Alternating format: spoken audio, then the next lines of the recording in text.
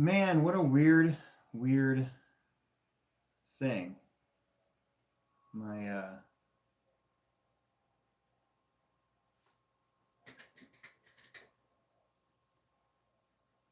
my uploader wasn't working. So we're gonna go with my phone, which I haven't used in a very long time.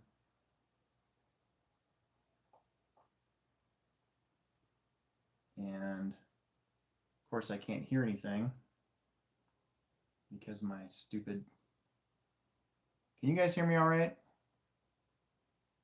I can see the chat, but I actually, my computer sound is not quite working the way that I wanted to either. So,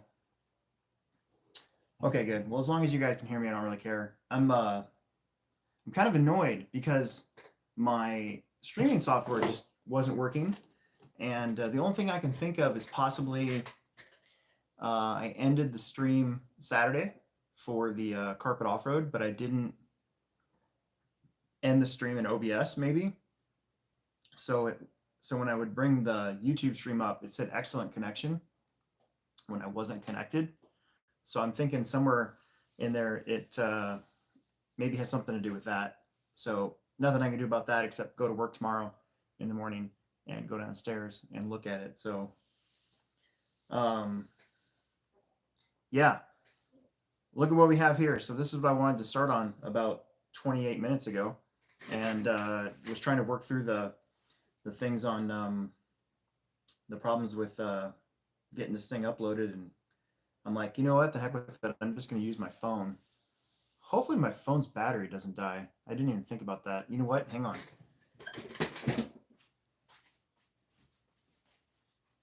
I'm going to see what my phone's battery's at.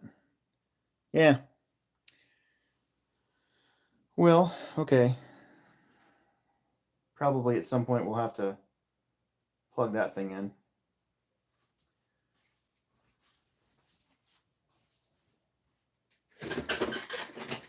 I wrecked my B4.1 rear gearbox. Can't get another one for at least a week. Yeah, parts have been weird lately. You know, whenever somebody, you guys are going to say B4.1, like all I'm going to think about is that car. It's so confusing. It shouldn't be,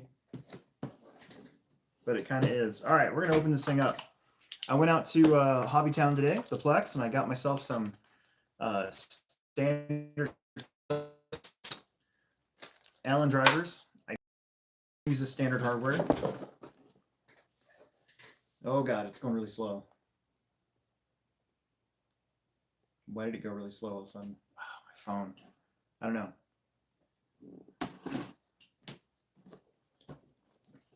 Terrible. Probably because I got close to it and who knows. What a nightmare.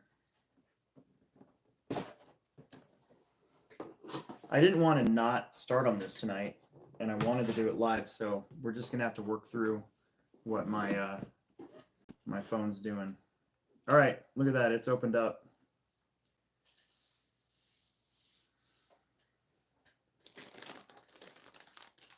Three-piece clear wheels. That's pretty sick. Silver shocks. Clear arms. Everything's clear. I mean, it is a clear kit, so it makes sense, but you know, you got to see it for yourself. Driver, another driver I'm gonna have to paint. Here's the OG body. So that's pretty cool.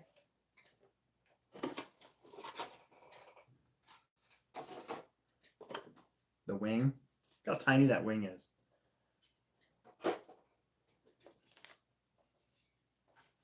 Silver chassis.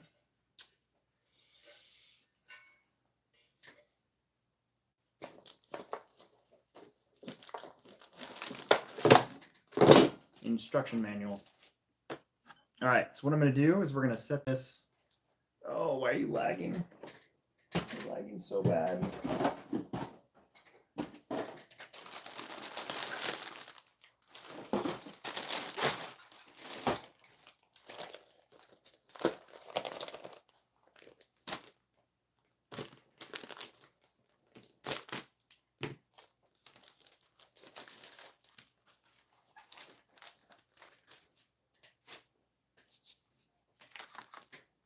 Beautiful RC10 stickers with the stripes.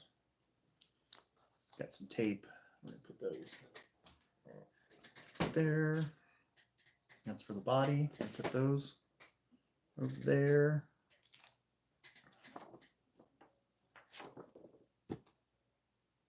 The manual.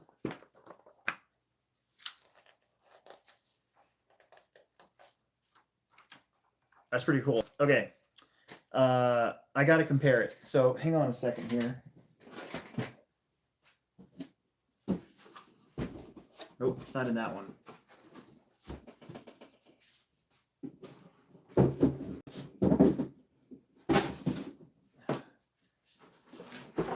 Oh, it is in that one. Here's the championship edition RC10 manual. And we're gonna have some fun. Oh, look it's already been painted. That's pretty funny. I do actually need a manual. There's a story behind this.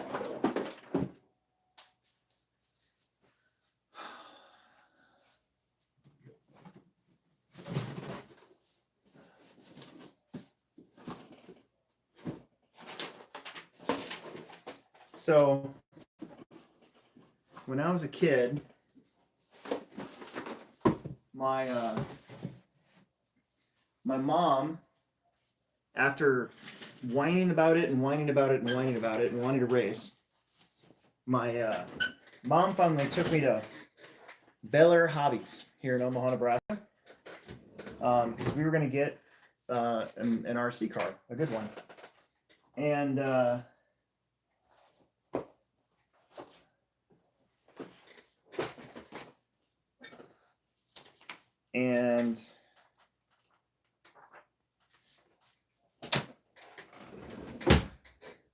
I saw sitting there an RC10, and I know that all my friends at school had an RC10, and that's what I wanted, was an RC10, you know, and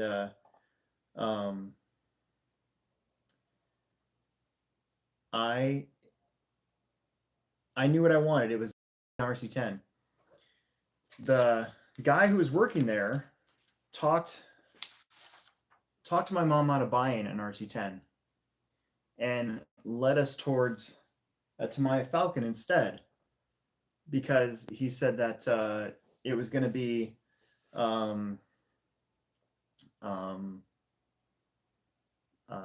too complicated at the time. And you know, I think back to the 80s and all the stuff that I wanted to do. So here's an original RC10 instruction manual, and you can see that everything's like pictures and in each step, right?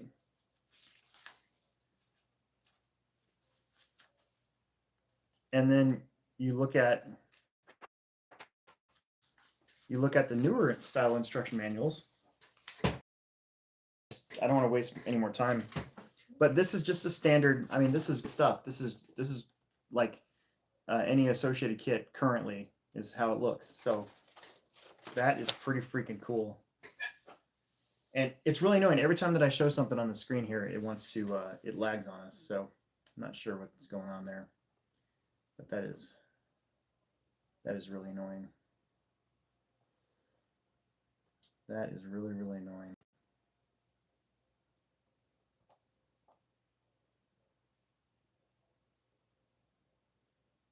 I'm trying to find a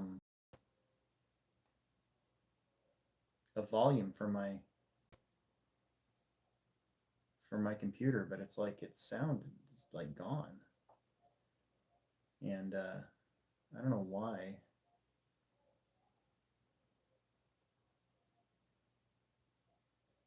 I don't know why I did that. I think I did that because I was having problems. There it goes. With like a an echo or something like that. Speaking of which,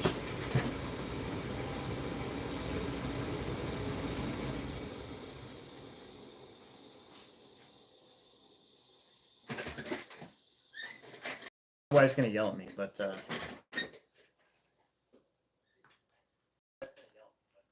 I just turned off the heater.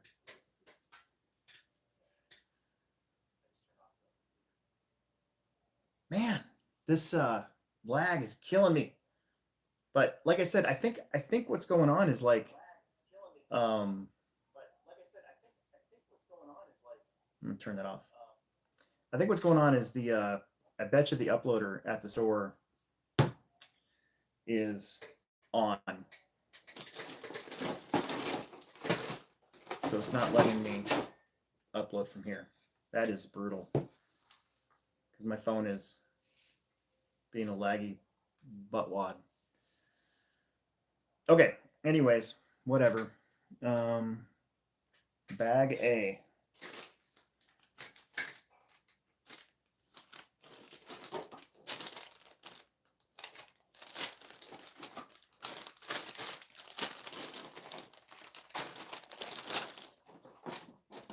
Bag C.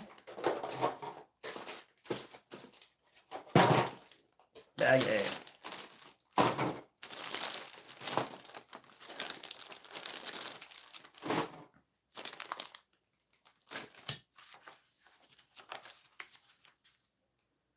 Yeah, it's an aluminum chassis for sure.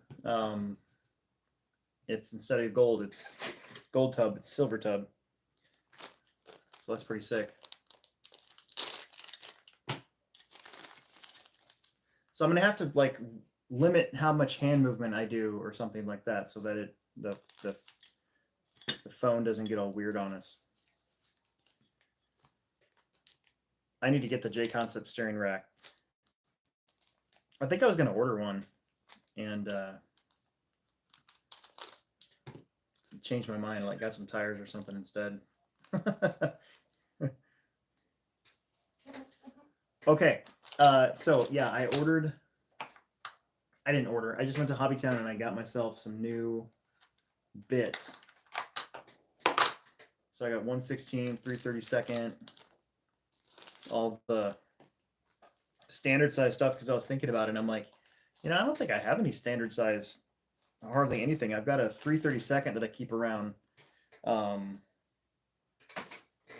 for emergencies, and it's a ball wrench, like the Team Losi, the old Team Losi 8 kits were still 3/32, so you had to get in there at an angle to set the engine up and everything. Of course, they changed that, so.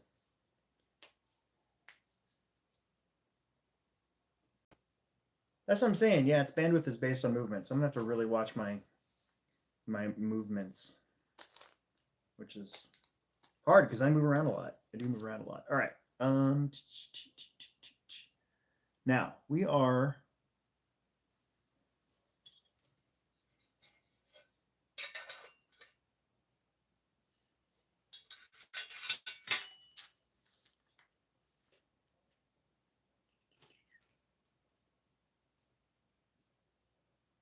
They could be metric. I don't think they are though. I think they're 3/32.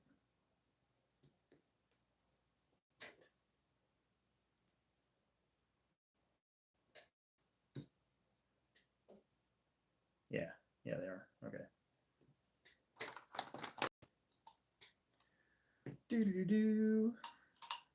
So anyway, yeah, while we're battling through this bandwidth thing, and this does say thread lock. I'm just going to tell you guys, I'm never going to run this car, so I might not thread lock a lot of stuff. Like you're supposed to. So before somebody yells at me, hey, you're not thread locking that, I just want to tell you I'm probably not going to.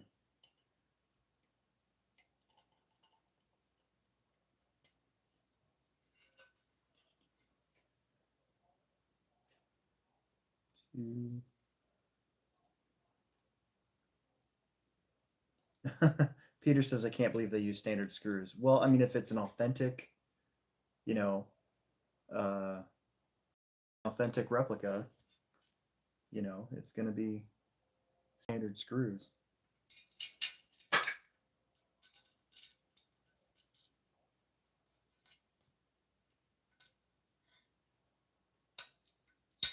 It's got to be authentic. You know, I probably should have followed the manual and not try to put the body mount on after I screwed the plate on. Maybe the guy at Biller Hobbies was right. You know, the funny thing about that story is I see that dude every once in a while. His name is Steve, and he's raced at the Plex before, and I can't remember his last name now. But every time I see him, I bring that up. And he's probably tired of me bringing it up to him. But it's true. So my whole existence would have been different if you go back to that moment and they just sold my mom an RC10 instead of leading me to a Tamiya Falcon that wasn't competitive at all to race with, and made us buy eventually a JRX Pro. So you think about how long I was a diehard Losi guy, because my first good RC race car was, in fact, a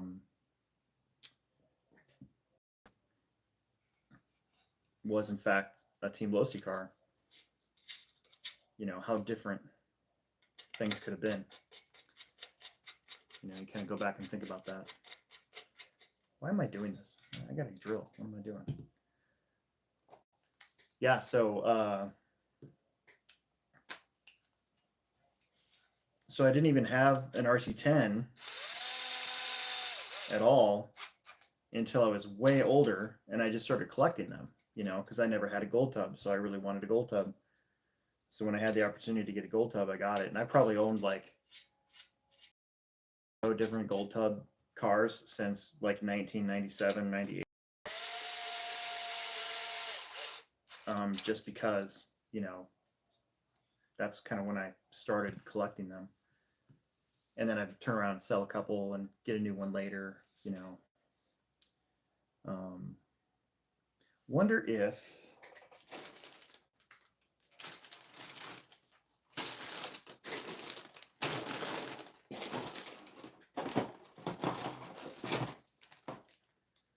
the old RC10 shock tool, but no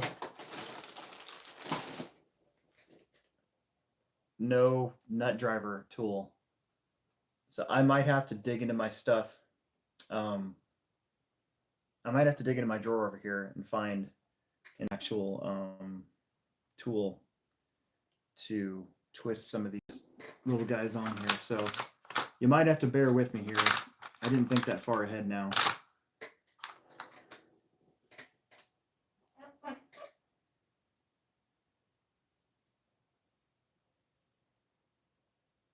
This will work. Okay, good.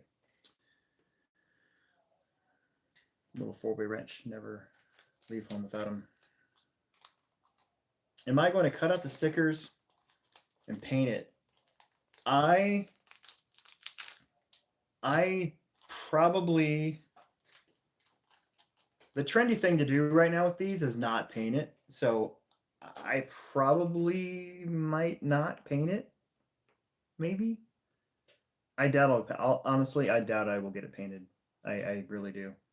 I will probably just leave this one clear. I actually do have a brand new J Concepts Mirage body for one of my other cars behind me, because my goal is to get one of my RC10s actually running, so I can join the guys at Hobby Haven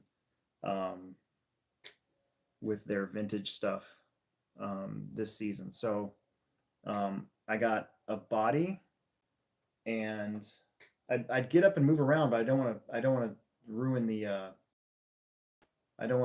bandwidth here with my phone. So I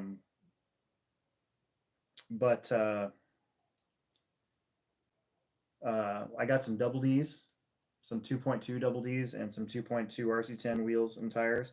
And then I did order some 1.9 wheels, but at the time they were out of the 1.9 double Ds. So I'm probably going to get those going too. So I have a couple different pairs of tires. So I do plan on getting at least one of my RC10s actually up and raceable. But I think on this guy, this is going to be a true shelf queen. So definitely will probably just leave it clear. Yeah, I agree. Peter says leave the stickers on it. I probably will end up doing that. You'll see a YouTube short of this thing all done, like I did with the BBX. I have heard horror stories about a couple people building these and having the plastic split on them. So I'm going to be really careful about that as I'm building this, kind of just being aware. And am I putting a Novak in it? I don't know. Maybe. I've got a whole pile of them. It'd look good. I do have a Team Associated motor back here that's loose. I also have a slot machine, an original slot machine that I picked up. Again, I pick it up and like show it to you guys, but I don't want to mess this up. This bandwidth using my phone sucks, so I'm gonna have to figure out what the heck is going on with that. I tried like deleting the stream key, adding it back in there. I restarted my computer, did some updates, all that stuff, and I don't know what's going on. John Chappell's on here. He says Hot Wheel video is awesome. Thank you. Hot Wheels has been super fun. We actually had to cancel it Thursday due to the weather, but dude, it's really fun. And what I'm excited about is that we're doing a because we're going to probably stop doing Hot Wheels in May for the summer, and I'm going to what are we doing? We're doing a 16-week. So I added it up, and starting the first Thursday in January, 16 weeks takes us to like the middle of May. So the winner of each night gets automatically entered, gets entered into a 16-car tournament for a final like year-end showdown, pretty much. And I think that's going to be really cool. And I have some ideas for it that I've kind of worked on a little bit today. It'll be interesting to hear back if what I want to have happen happens. It'll be pretty sick. So stay tuned to that. But I'm just glad I got my sister to kind of come and take video for me, because obviously, I mean, if you saw that video, you can see I'm pretty busy the whole time. So I can't just like stop and video everything. So I have this drawer of old standard tools, and did I get lucky? Yes, I did get lucky. This is freaking awesome. See, I knew I kept around my old standard tools for a reason. Andrew G, hi from Australia. Love your vids. Thank you, guys. Thank you very much. We're my son and I were talking about possibly if we don't get in like normally, like qualifying wise, because you got to go to the Nats to qualify. My son and I are actually talking about possibly resumeing in like I did for the Worlds to go to the next 10 scale off-road Worlds in Australia. I think out of all the places to travel, especially for like Emerson's first international, you want to go somewhere where they at least speak English or a version thereof. So yeah, we'll see how everything goes. I'm going to pop this thing open.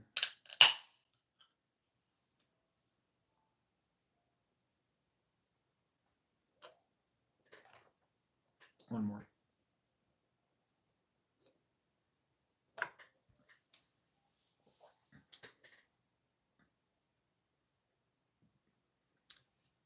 but we don't even know where the world's actually going to be at yet. So, I mean, we know it's in Australia, but we don't know like where in Australia.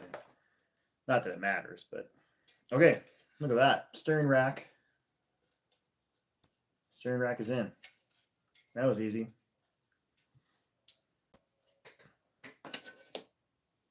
Bag B.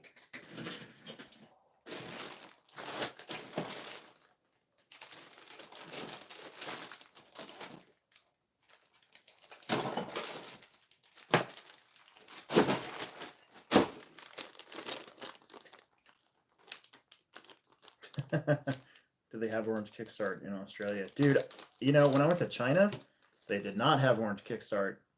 And they had a warm Red Bull.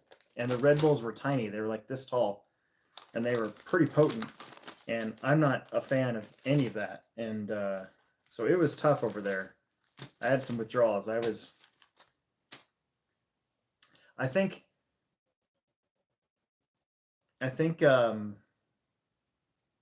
I didn't have a kickstart until Denver. I think the Denver airport had him because I looked all over San Francisco airport and I didn't have a whole lot of time, but they didn't have any there either. So I think I had to wait until I got to the Denver airport with my layover before I had a kickstart. So that was like 10 days. I was struggling. That was a struggle bus for sure. Look at that. That's pretty rad. Okay. We need uprights. This is so bizarre. Like just how clear everything is. Ice cold original green monster is like crack to Anthony Santi. You know, every time that I have a monster, I kid you not, my heart starts like doing these weird thumps. So I tried like peach, like that peach tea monster at one point, and just I couldn't handle it. Like I literally couldn't handle it. It was bad. It was bad news. All right, hinge pins and axles, screws and nuts, which we're going to need to have open here.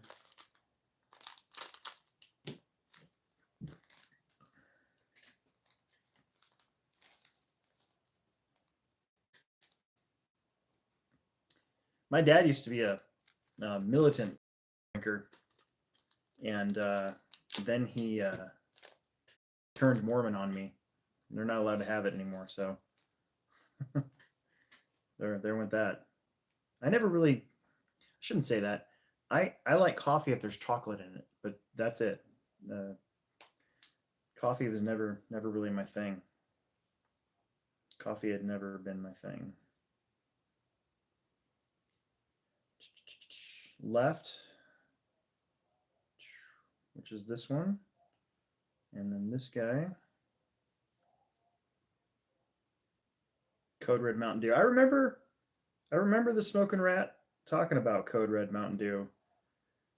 So when I was back in my video game days, I used to work at Gamers here in Omaha before it got that crazy owner.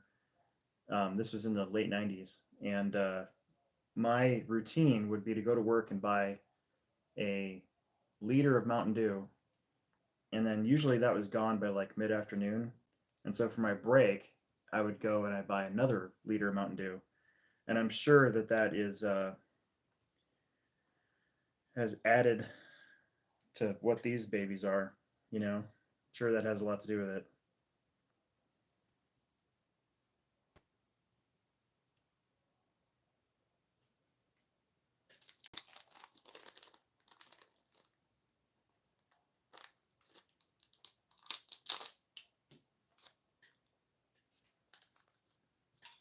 Josta Cola? Vaguely? I vaguely remember a Josta. I worked in the grocery store too, so I probably had seen it at some point. You know what? My favorite. Here's a throwback. Dr. Slice. That if I could find, if they made Dr. Slice today, I'd probably still drink it. Dr. Slice was amazing. It was that, you want to talk about crack. That was basically, because they had it in all of our oh, the dreaded E-clip. Yuck. They had it in all of our pop machines in high school. So yeah, Dr. Slice was the bomb. That I love that stuff. It's a shame they don't make that anymore. Remember Surge? I think they brought Surge back, right?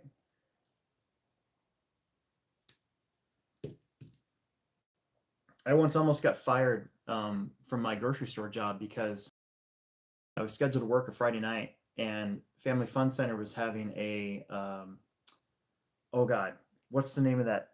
What's the name of the game? They had a contest. San Francisco Rush. You guys remember that?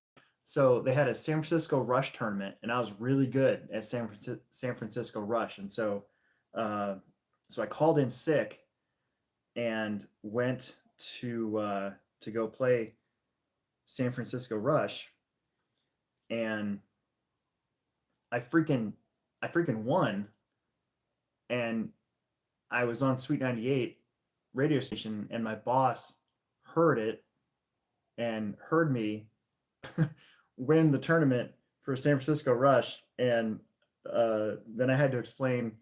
I couldn't explain it. I was like, "Yeah, I just called in sick because I wanted to go play this tournament," and yeah, sorry, but it was 365 cans of Surge and 2 tickets to the movie Volcano with Tommy Lee Jones and Anne Heche.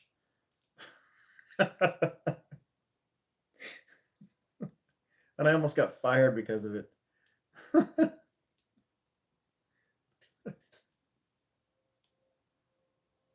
Worth it.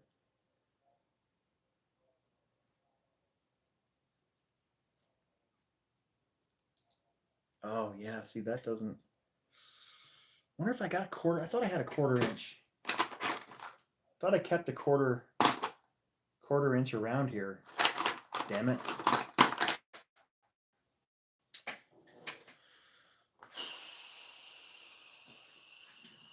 Work. See, I move and then it gets all frizzy on this. It's a 5.5.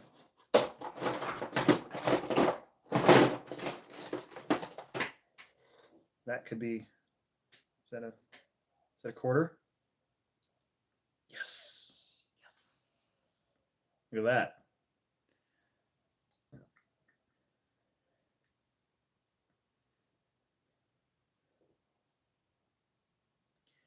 Anthony Santi said Surge was good. It was good when he was young. Tried to get him when they remade it for a little bit and didn't really like it. Yeah, I kind of feel that way, honestly, about Mountain Dew these days. I mean, I still drink it sometimes because my family gets it, and but I don't necessarily like it.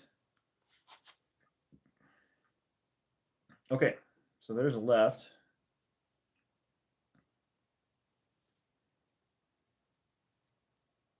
And then we're going to do a right. Shasta. Shasta had a lot of flavors. You are right. See, I always kind of like, I always got kind of pop snobbish when it came to Shasta.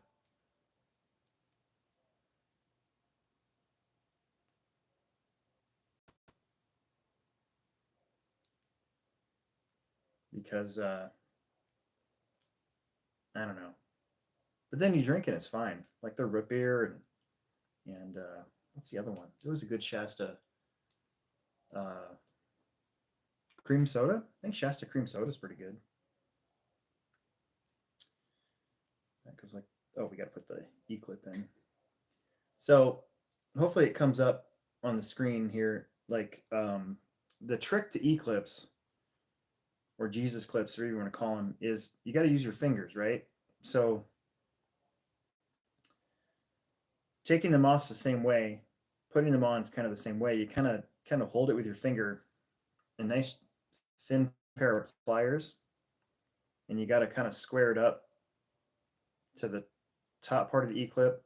Oh, it's magnetic. Don't do that. And then you just kind of got to like pray that it doesn't pop out. So just like that. Now, taking them off is usually either an X-Acto knife or like a really, really small screwdriver. And you got to kind of make sure you don't stab your hand. But usually you can get...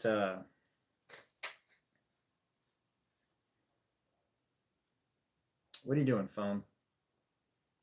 Usually you can get the end in here, hold the other side, kind of twist, and then they'll come out without like flinging off into nowhere. So I know E-clips suck, but you know, usually you can get to it without having them do dumb stuff. There we go. And then we need to put this guy on here. I'm gonna have to go up and get my phone charger here at some point, so you're gonna have to bear with me. Sorry that sorry I'm using my phone tonight. But I didn't want to waste a Monday. Like I wanted to build this and I wanted to have it up on YouTube no matter what. So I don't know. I'm gonna have to figure out why my uploader all of a sudden stopped working. Didn't change anything. So yeah, the only thing I can think of is possibly that like a button still on from racing the other night. But you would think it would come up, like you could see it. Okay, so there's our one is done. And again, this says thread lock. I just warned you guys, I'm probably not going to use much thread lock here because I'm never going to drive this car ever. So I'm not too worried about it. I want to get through quite a bit of this car tonight. I'm going to go get my charger for my phone and I'll be right back. Talk amongst yourselves.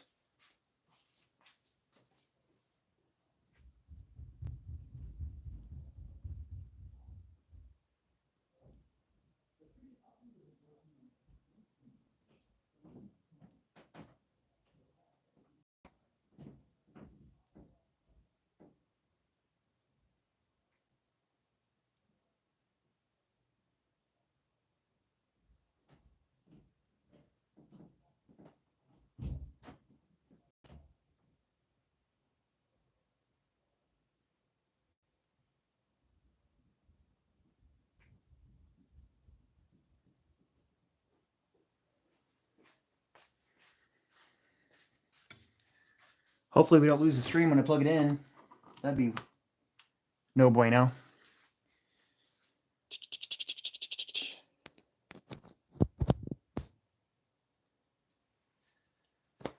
There we go.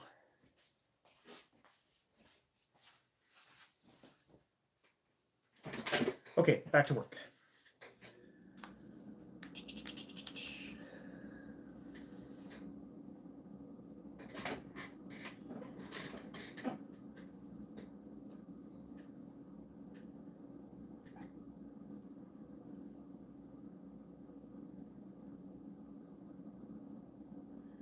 Going through the chat here.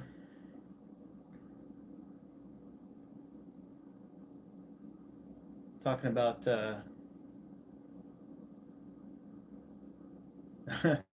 still talking about pop and now putting doing the whole fizzy thing. That's pretty funny. That who's that big YouTuber? Danny Duncan, doesn't he do that? And then he like shoots them off at his neighbor's cars while they drive by and stuff.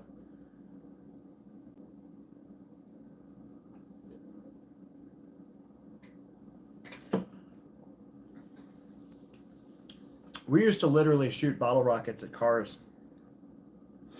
Got the cops called on us a couple times for that. My friend Chris and Tony. And Bill. Dude that moved in. Kind of joined the pack. And Aaron and DJ. My whole crew from back in the day.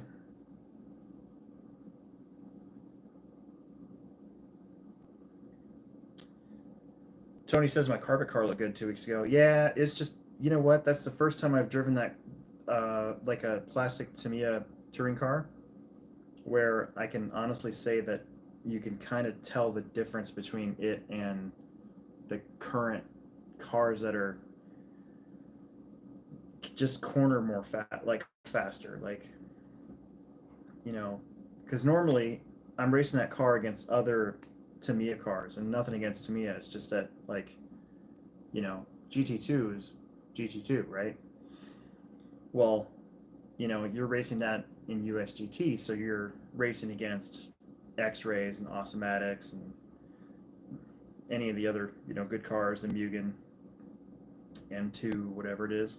So that's really the first time where I've kind of felt, okay, yeah, here's the difference, because now the grip is equal. You're running good tires or better tires, and you're running a little bit, what should be a little bit faster of a motor, you know. So I think I think I held my I think I held my own, but that's really the first time where I've been like, okay, this is definitely, you know, you're definitely at a little bit of a disadvantage with the plastic tub car versus the carbon stuff. Because, like, even I think Chris has a 420, you know, carbon car. So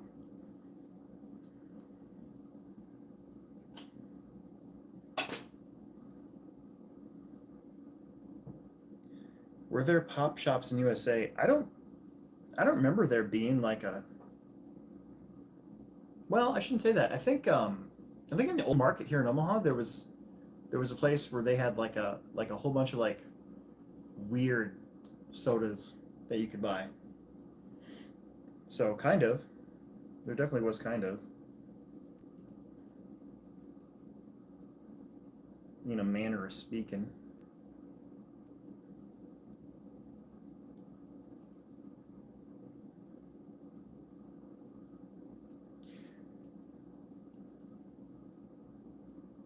This always, whenever you know, I get a hold of an A stamp or something like that, and you're looking at the front A arms. I mean,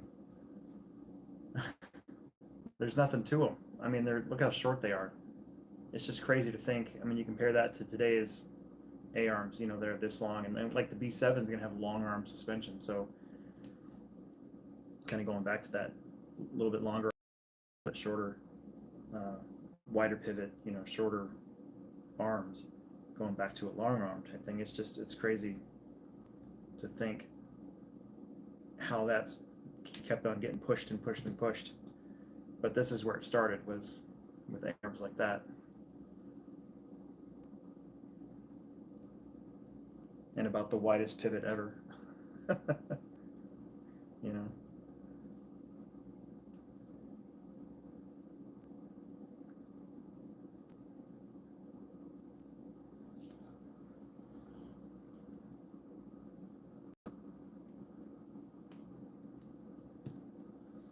Eclipse, more Eclipse, but they're going in. So there's your left.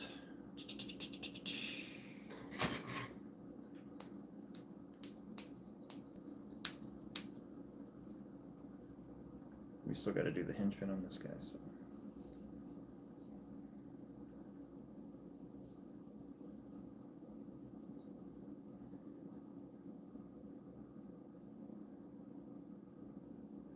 Tony's talking about our on-road racing. You know, we have a TTO2 class where everybody's running just a TTO2, so it's pretty. It's, you know, again, it's more of a spec class, but it's a spec class from the car. Comparing that to, you know, USGT or even touring car, where, you know, the only thing spec would be the motor, but, you know, each car definitely has its advantages, and you definitely have a,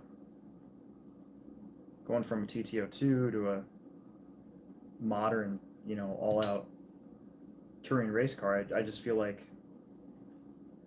you know, you can definitely feel at that point how much better our touring cars these days are.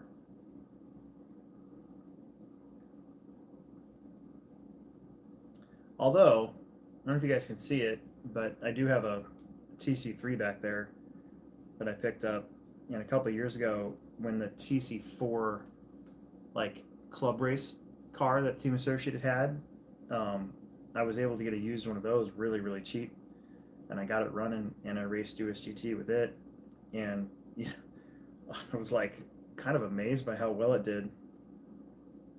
It's always fun to try to get those things running and take them out and really try them against the modern cars, because it's kind of like when you drive.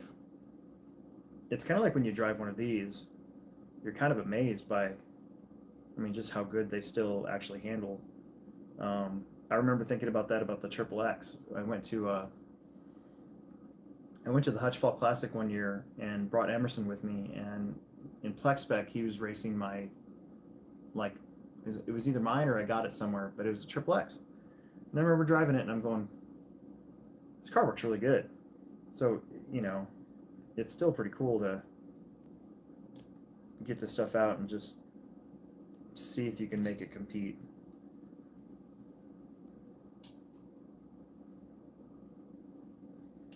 I am impressed with myself that I have not popped one of these stupid Eclipse somewhere into oblivion yet. They do give you, I think, a little extra, so that's good. Smoking Rat asks, do you think a B7 would work on rougher outdoor track, or does the shorter arms help with loose traction? I don't know. I think I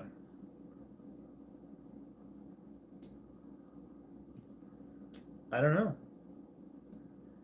I think the B6.3 had a little bit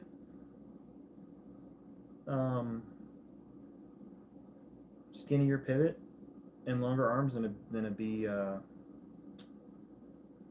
than the B4.2 did. So I don't know. I think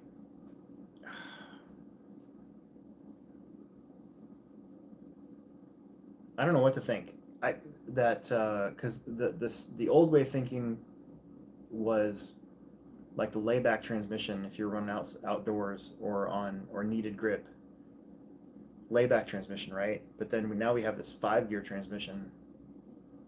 I don't know. I bet you they work just fine, because you can just make it work. There's ways for cars to develop grip without worrying so much about that, like you know, just adding toe, or even your shock positions, like on your shock tower and your arm, can help with outdoor setups as opposed to indoor, or high grip versus low grip. Tony says my Triple XS felt better than the TT02 does. Well, yeah, I bet. Did I hear about the 18mm shocks Mayfield ran at SICK? I did not. Emerson didn't even bring that up. What the heck, Emerson? What the heck?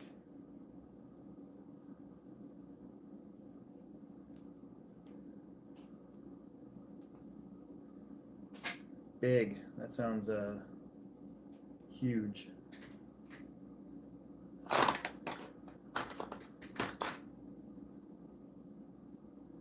Take off some flashing here.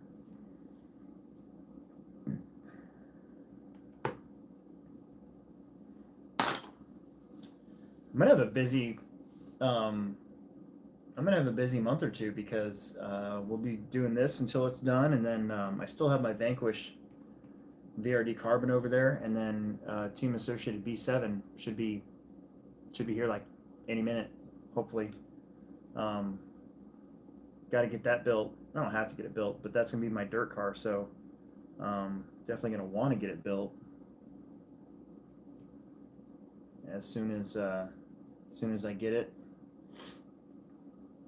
My plan is to, because I think Emerson and I are going to do the INS again this year, but we're not going to be able to go to trackside because it's the same weekend as a Techno Series, and I'm not going to be able to go to the RC1, and I think they're sold out anyways.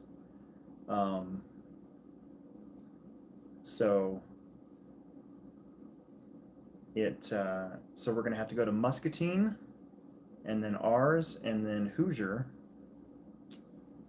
and that means I need a carpet car, and I don't really want to take my B7 and convert it, so we're going to I'm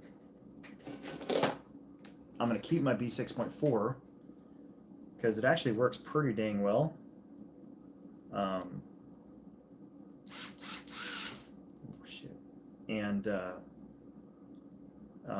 use that in Muscatine, and then the B7 for the rest of the summer series and the INS races. That's the plan anyways. So it's clear plastic. Is it polycarbonate, you think? You know, I probably should have asked, but I don't know. Can you injection mold clear material? I mean, obviously you can. It's not like these are machined, right? So, yeah, I don't know. Good question. That's over my head. Maybe that's a Will question. I don't know. I don't want to like take any guesses and sound stupid. I get made fun of by the pros enough. I don't.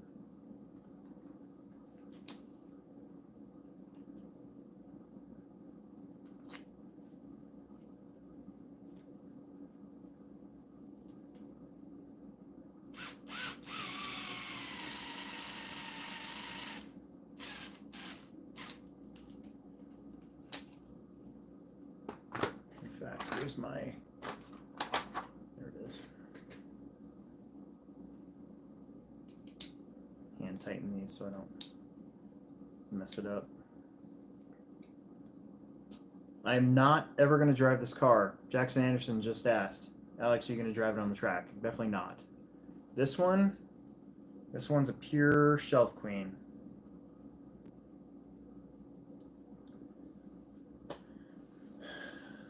My wife keeps talking about what's going to happen when we get older, and you know, she wants to move out. She wants to sell this house, and I'm like, you know, wherever we're going to go, we got to have enough stuff to house my RC car museum. And not that we argue about that, but you got to have somewhere for it to go. So it's not like we're going to move into an apartment and have one whole room dedicated to my RC car collection, like our house, you know. And then I was making fun of it. I'm like, you know, Emerson's going to have a lot of RC cars to deal with when I die. Like, it's all going to be bequeathed to him. Yeah, no tiny house. That's exactly it. Like, you know, we've talked about downsizing, but our house is like 3-bedroom. It's not like we have a big house. We have a very modest middle class lifestyle. And, you know, when we were looking for a place almost 20 years ago, you know, like one of my requirements was, well, we got to have a room where I can put all my stuff, because our old house didn't have that.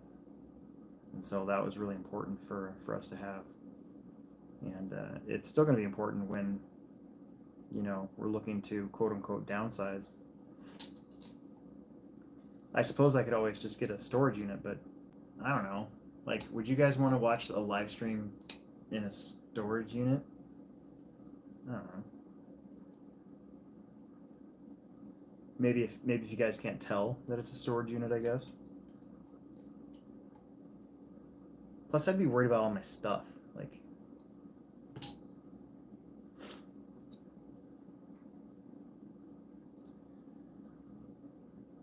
okay, we're getting this shock tower. We're getting this shock tower going. You know, J Concepts makes carbon fiber shock towers for this car, and it would be really cool to have that stuff on it, but ooh, that's hot. But I think the plan is to have the cool J Concept stuff on my runner that I'm going to use this summer. So I think that's the plan. So I think we're going to get the shock towers, the tubes, hopefully the motor mount or the motor plate, whatever you want to call it, all that cool stuff.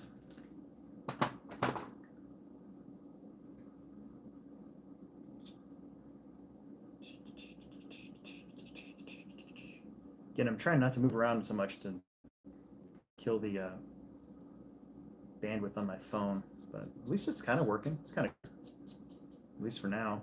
Watch, as soon as I say that, it's going to get all fuzzy.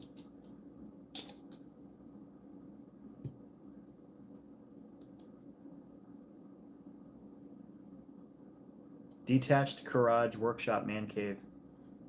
So my original house, the first house that my wife and I bought, starter home, way back in 2003, it had a detached garage, and I actually kept my stuff in there even though it didn't lock. And not that we were in a sketchy neighborhood, but we weren't in like a great neighborhood either. It's just I just kind of tried to keep it on the down low that I had stuff in there, and we never had anybody break in. But if they did, they would have found my RC10 GT, a couple of my RC10s, Jerix 2 at the time. I had some collectible stuff, all my trophies still. Nothing like I have now though. But yeah, that one was a detached garage. Another house that we looked at had a huge garage, and that was going to end up being my my man cave workspace for car racing. It just kind of worked out, you know, what we have here.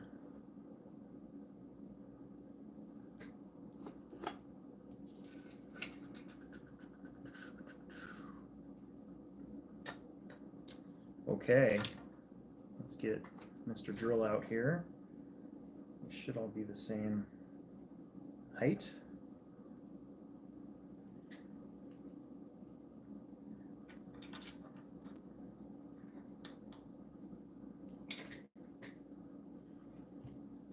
Hey, make sure if you're watching, make sure you guys leave a like and all that good stuff too, just to see if we can get this thing to pop up in the people's recommended feeds. You know, we're almost at 5,000 subscribers, which is pretty freaking cool. It's basically like 1,000 subscribers a year. So we started this in, I think, September of 2018, and we're almost at 5. So I mean, that might as well be 2019, right? So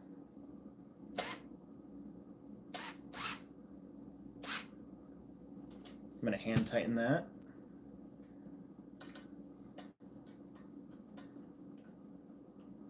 Because that went through really easy and the other one did not, which made me kind of freak out for a minute.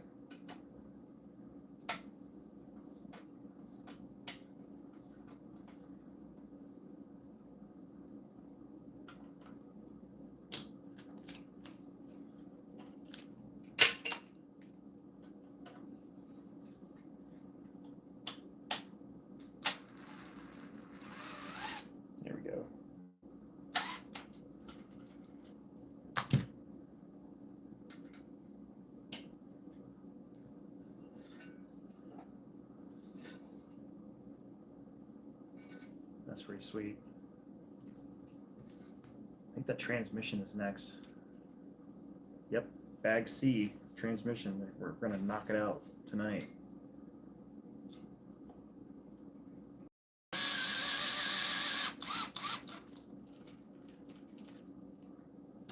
I was hoping to do a What's New Wednesday this week, but I didn't have the time.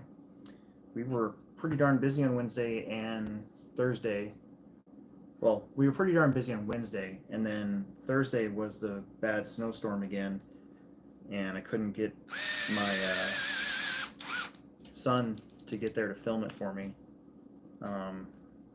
Because normally I'd have Cam film it, because I'm always trying to crack Cam up behind the camera, but since Cam is the manager of our La Vista location, I don't have Cam anymore. So I usually try to find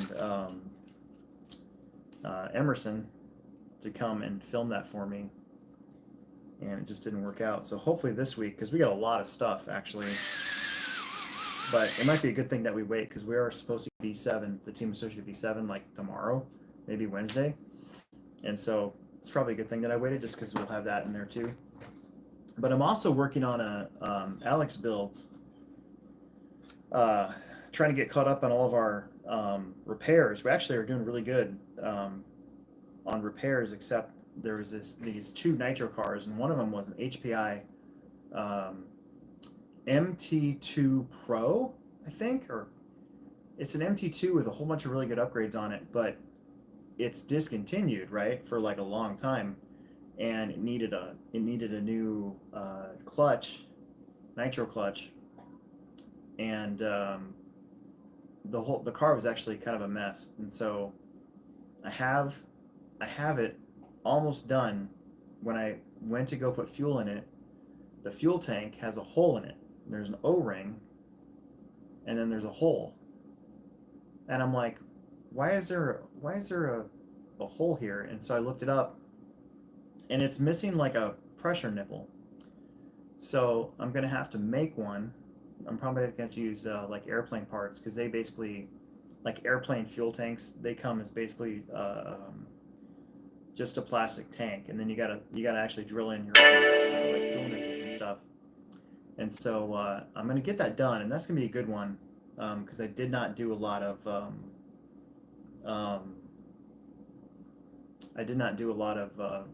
time lapse. It's mostly just actual video of me working on it. So, anyways, so there's gonna be some pretty cool stuff coming up here shortly if I can get it all done. Then there's a video of a new product that I was able to get a hold of a couple months ago. That is basically just going to be, I'm going to try to do a voiceover, and I've never done that before, or if I haven't done it very often, and so it's going to be like a voiceover type video too. And I was basically waiting for them to announce this new product before I put it out there. Obviously, I don't want to get in trouble. I want to also be able to get stuff early next time. So yeah, a lot of good stuff coming. Look at that. We are through. Oh, no, we're not. We got to put on the arms. What am I saying? Trevor Anthony, earlier in the live video, you said there's a part on the RC10 that breaks real easy, which is like, be careful in putting mine together. So I actually think I saw one of my friends on Facebook who was building one of these showed like it would, like a split right here. So I'm not entirely sure which part it was yet. It was either this part that I just got done and everything seems fine, or I think it's actually the rear arm mounts. So because these parts are not tapped, they're not tapped, are they? No, they're not already tapped. So basically you're threading it as you're going, and so you kind of got to be careful not to split that. So like if it was starting to go in at an angle and or like against where it was going, a lot of pressure would build up, and then it would crack or split right there. You'd have to get a new part, and since they technically don't make these parts separate, you might have to wait if something like that happened. So yeah, so I've been sort of, just even with these right here, I was being very, very careful to make sure that I was going in completely straight. That's why when this one here started to go in very, very easily, I was like, like maybe I didn't do it right, but nope, it's fine. So I would say just be careful with that, and we'll go move along too. I don't want to, obviously I'm using my phone, so I can't just look it up, but I did see that. I don't think it's a big deal, because I haven't heard I haven't seen too many people that have built these run into problems at all, but I did see that one, and so I was just making sure that I'm very careful to try to line it up. So, am I going to get the B6.4cc? I don't know, man. That's cool and all, but I don't know. Maybe not. Like I should, right? But I don't think I'm gonna. Here's what we're gonna do. We're gonna order like 4 of those for the store, and if there's still one sitting there, like in August or something, then yeah, I probably would. But at the moment, probably not.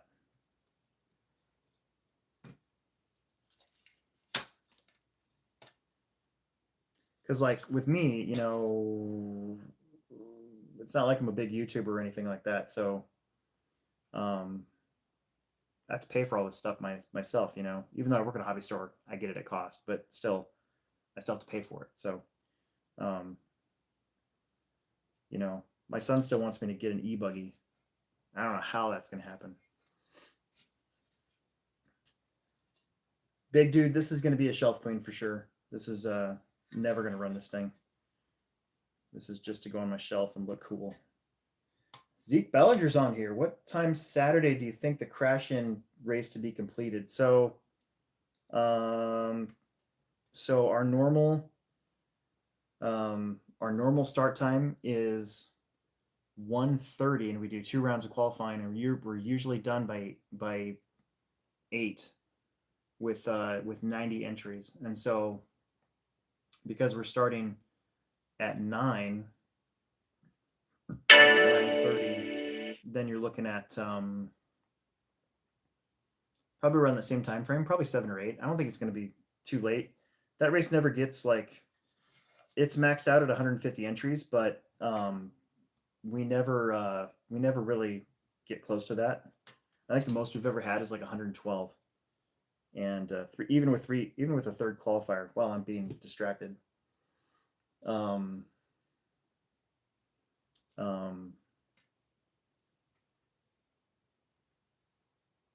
Even with third qualifier, it's not going to run that late. So, if you're coming, Emerson's got some questions for you. He's we've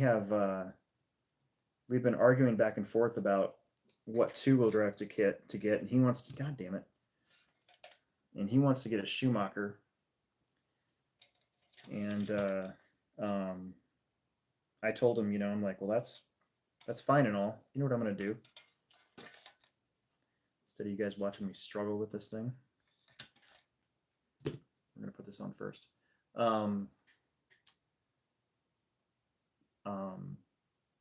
He's pretty adamant about getting it, so we have an LD3 on order for Emerson.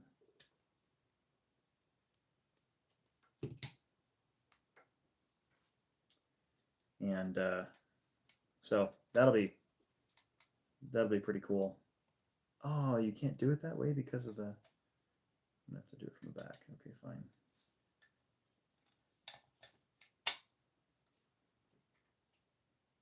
At least I can get 2 of these on it.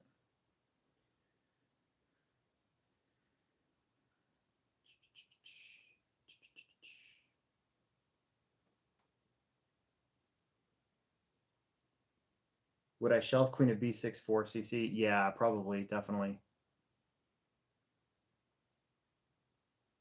I'd almost feel like I'd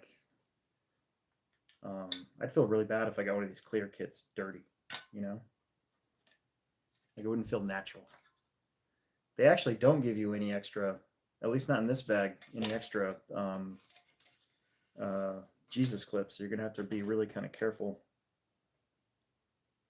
not to lose them. This is probably the hardest one that I've ran into. Just because the angle's bad and I got a magnetic pair of pliers, so it's sort of annoying. There we go. Got it.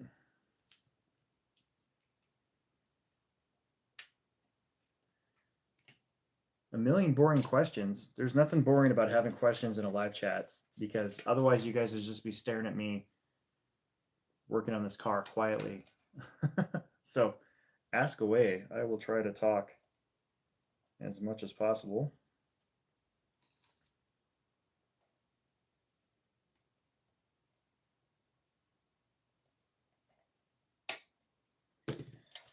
There we go. Now we're done. Now we're done with bag B. Oh.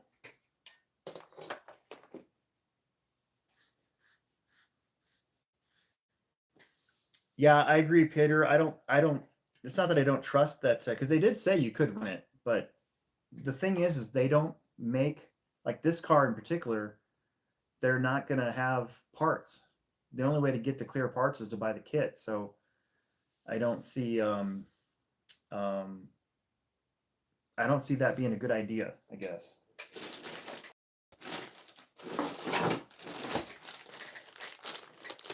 Here we go, bag C. The transmission.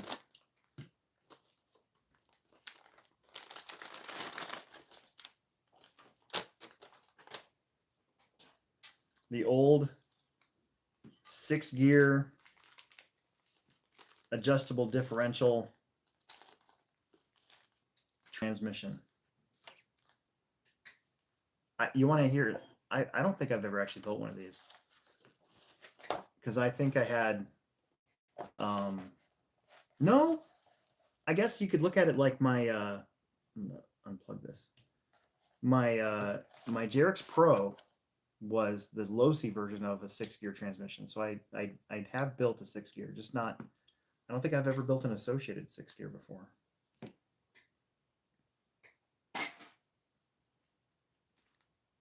I don't, you know what? Actually, now that I look at the plates, I bet you I have. I think I rebuilt one of these once for one of my RC10s that I had, because it was like super crunchy. So I had to go in there and clean everything and rebuild it, I guess. So I shouldn't say that. I think I have.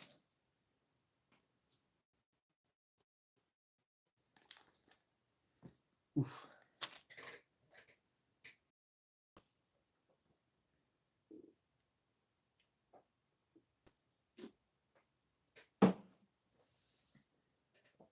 If it wasn't for my phone bandwidth being weird, like just now when I took a drink, I'd show you guys my not my Clodbuster, the USA 1 that I got from my brother-in-law.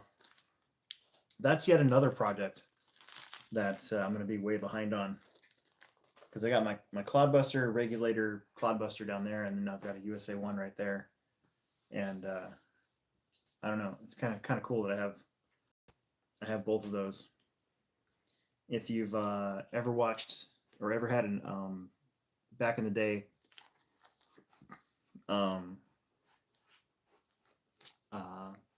RC car action, like USA 1 versus Clodbuster issue, you know, that was always one of the good issues to watch.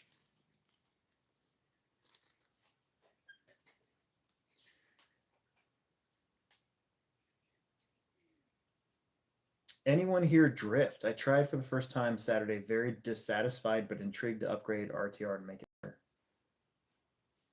So Emerson actually he bought an MST. He actually bought an MST drift car, would have been like 2 years ago now. And in usual Emerson fashion, it was in pieces very quickly.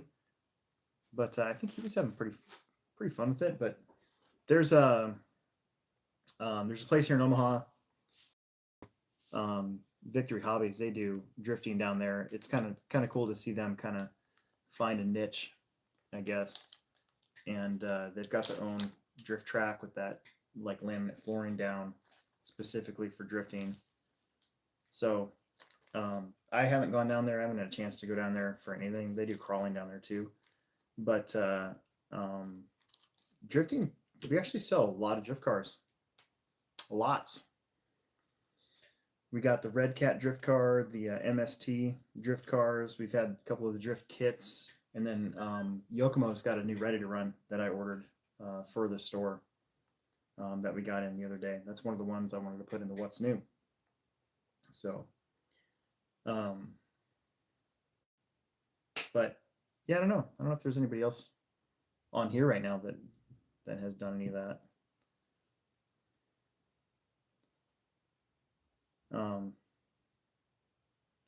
When we had gray carpet at the Plex, you could drift on it.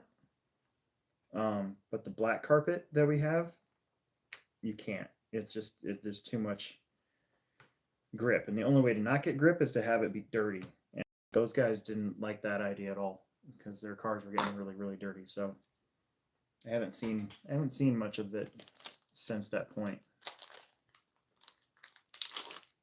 So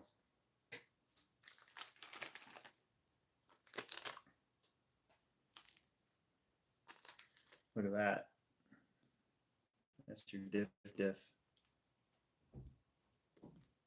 Okay, let's get started, shall we? There should be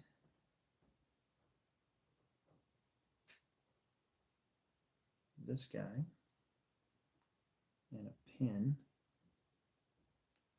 Remove any burrs if necessary with a hobby knife.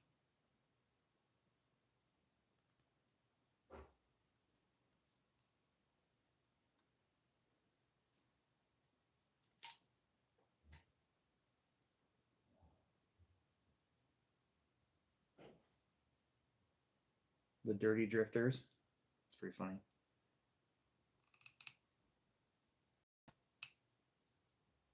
So I always thought, all right, this is gonna sound, I don't know if I should tell this or not.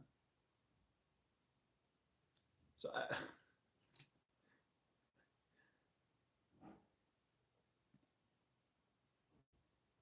those dirt oval guys, aren't they just drifting? Good point, especially on loose dirt. That's pretty much what they're doing, controlled drifting.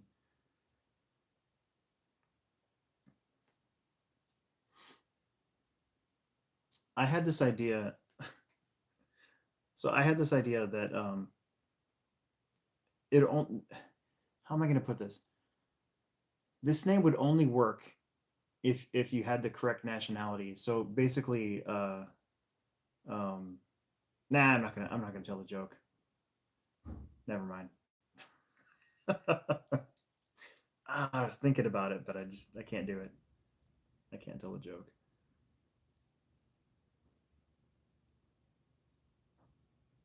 Because some people won't get it. Drive gear, pivot nut. Key drive gear in the slot. So this is cool. So there's a little pin right there. That's got to go into there.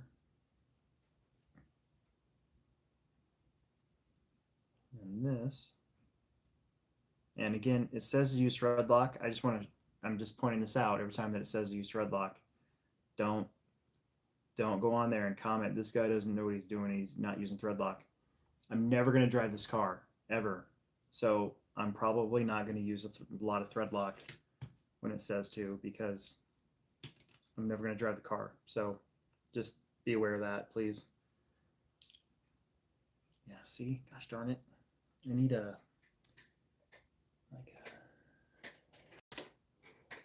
what's this one?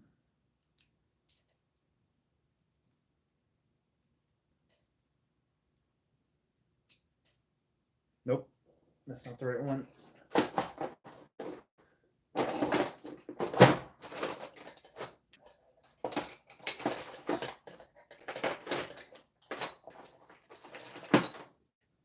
So again, I got to go through here and find all my standard tools, because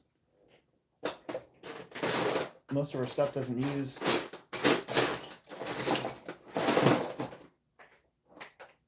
standard anymore. I have this like pile of tools, this old, with all the old tools in it. This is not the way to do this, but there we go. It's tight. It doesn't matter.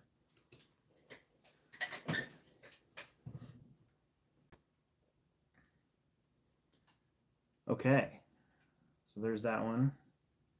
RC10 idler gear pivot. And that goes through the top of that, like that. And then it has a big E-clip. Install washer before bowed E-clip. So there's an E-clip that's bowed, and that just means that it's bent a little bit. So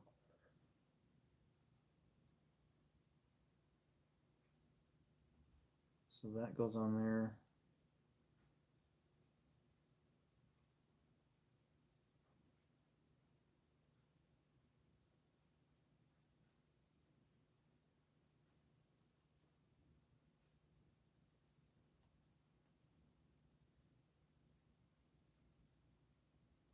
Curved side should be bowed outwards. Why is that? I'm gonna look at this again before I screw it up. Yeah, I don't miss E-clips at all. That's definitely the one thing about this one, is that is very, very annoying.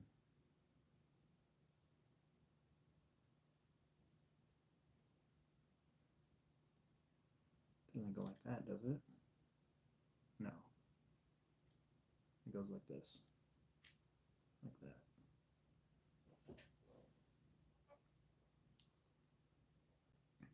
And this should go all the way. Aha, there we go. And then it should point outwards. So it goes like this. These big ones, you can just use your hand, so it's not a huge deal. Junior T. Losi, yeah. Losi love their E-clips, man. Lots of E-clips. That was pretty revolutionary, I think, when it was at the B4, the Team Associated B4. I don't think it had hardly any E-clips, did it?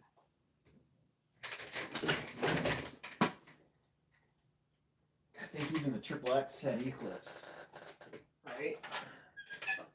Yeah, Triple X still had lots and lots of E-clips. But the B4 had the little screws behind the hinge pins, behind the front hinge pins. They're really this was the first car to do that, and then the rear hinge pins were captured. I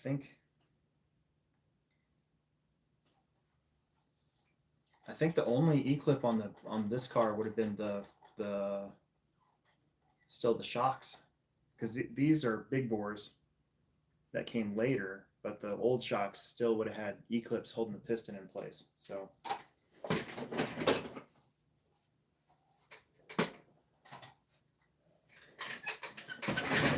think before that it was all E-clip all the time.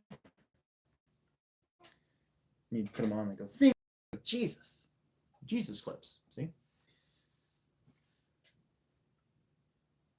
Wee clips. It's pretty funny.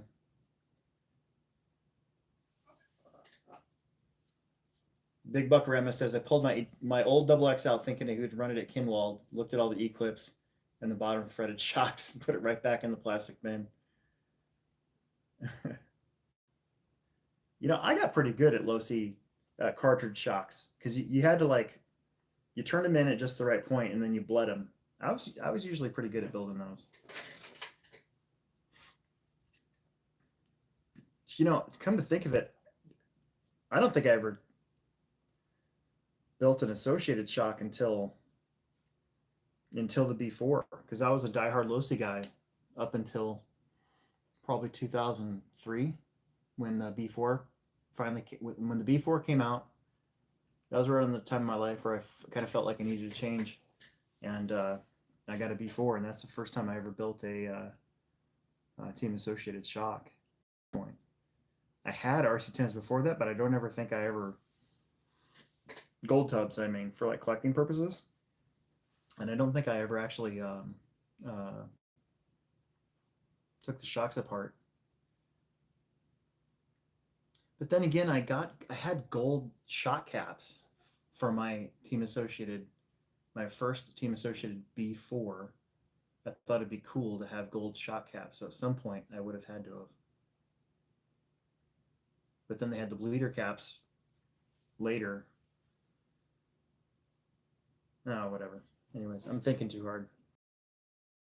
Let's keep going on transmission. So we got this guy. Now we're going this and this. And it's got a snap ring. Ew. Speaking of ew, snap rings. Like one of my least favorite things to do ever. You guys are going to see me struggle with this. Drive axle, snap ring. I don't have snap ring pliers. Oh, I hate snap rings. They're the worst. Shit. Long time ago, I had like a Duratrax snap ring set.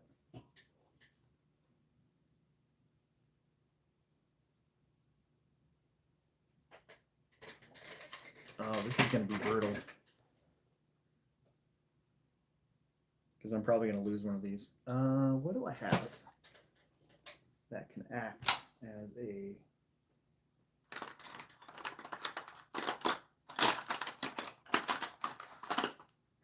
without stabbing myself? No, that ain't going to work. I don't even think I've got a big pair of pliers. Have I used these as snap ring pliers before? I feel like I have. Oh shit. This might work. Hang on.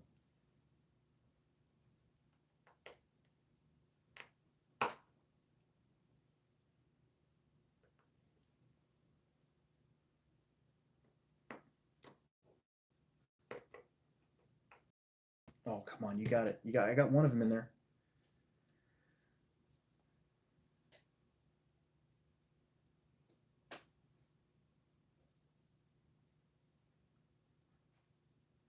Buckarama says, speaking of old school RC10, I'm doing a copper bronze build on the B7 when it gets here with the 1-up bronze hardware. Really looking forward to that. Thayer said possibly this week, so engage the hype train. So the Plex is supposed to be getting theirs like soon, like within the next couple days. So hopefully Hobby Action gets theirs the same time that we do. They're closer, you would think that they would, but I don't know. I don't know how that works. But we paid for ours, so they're definitely on the way. There it is. I got it. Woohoo! Yes. My old handy, super thin pair of pliers that don't grab anything because there's no teeth here. And you can tell the tip's been like mangled several times. Basically just worked as shock shaft pliers. That is awesome.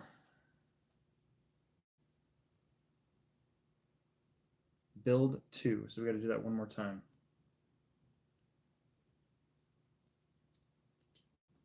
I'm looking forward to my B7.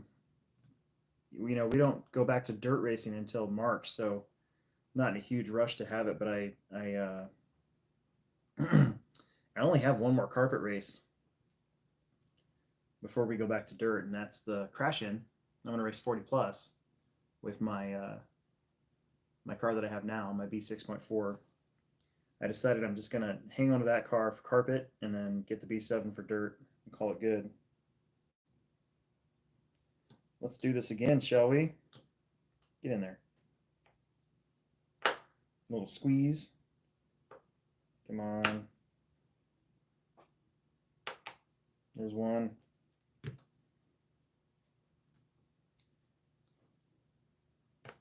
There's the other.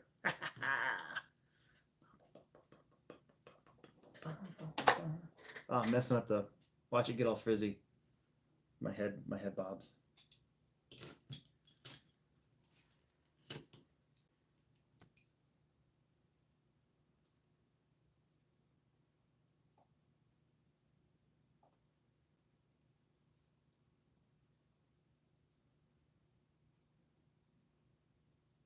Are those new 8-scale J Concepts wheels out yet? Which is better, radiused or angled?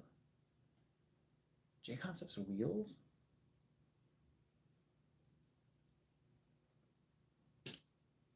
Tires or wheels?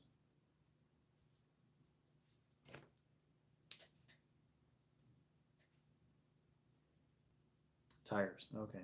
Let's see. Which ones are they? The dirt bites. Emerson said that he probably should have used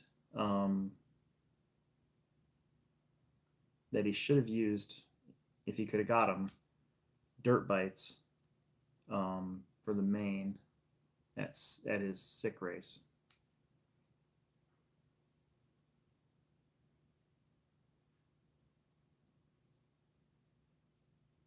And the other ones, I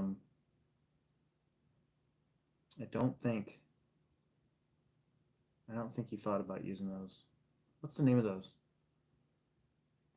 The dirt bites guys had them at the Southern Indoor Champs, and they look like they were actually. I'm pretty sure Patrick Rossiter said he had them on his buggy, and his buggy looked really good in the main. He was in the same main that Emerson was in, and so I was keeping an eye on that, and I think they actually were pretty good. The other ones, not sure. They look cool. They look just kind of like an outdoorsy. Oh, that's shit. That's 1/16. An outdoorsy type tire. So probably won't ever get them for our place because we don't use that stuff. But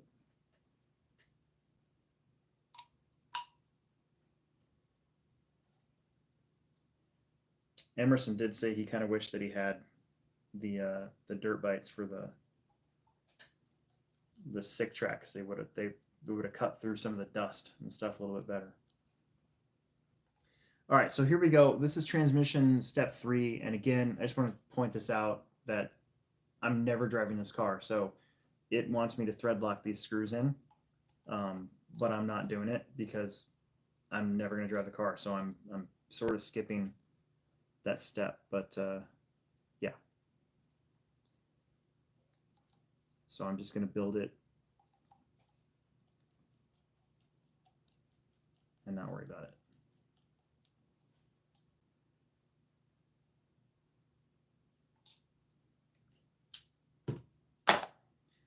Look at that. Okay. Did I get everything? Yeah, I got everything.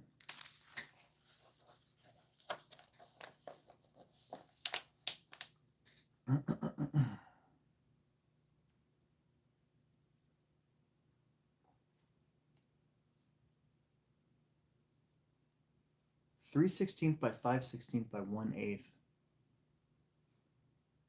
These are bushings.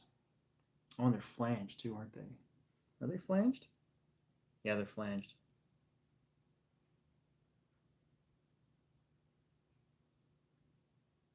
I was going to say, I actually have some 3/16 bearings that I could replace these with, but again, I'm never going to drive it, so who cares? Now that I think about it, I'm like, it'd be fine.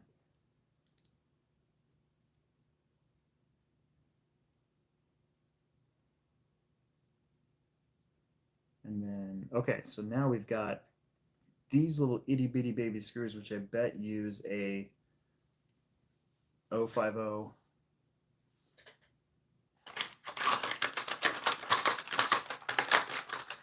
Allen wrench. At least I hope they do. Looks like they do. If it's smaller than that, I'm not going to be able to continue. Holy crap, it is smaller than that. Oh no. That means I got to use the dreaded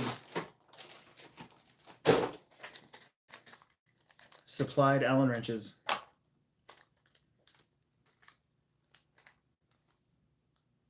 Whoops, wrong way. Yuck. What size that is? If it's smaller than 050, is it 03 maybe? or 0.3 or whatever that is. I love this. I actually probably have the white versions of these somewhere in my drawers here.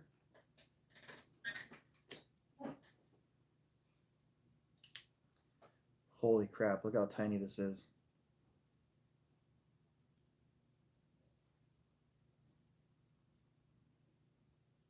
I hope it doesn't fuzz out on us. I want you guys to appreciate how tiny this Allen wrench is and these screws are. Carefully tighten screws in an X pattern.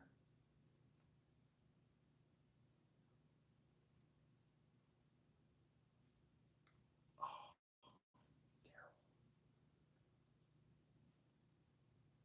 this is so tiny. I wonder if we even have like a 030 tool at the store to buy, like a, who would make it?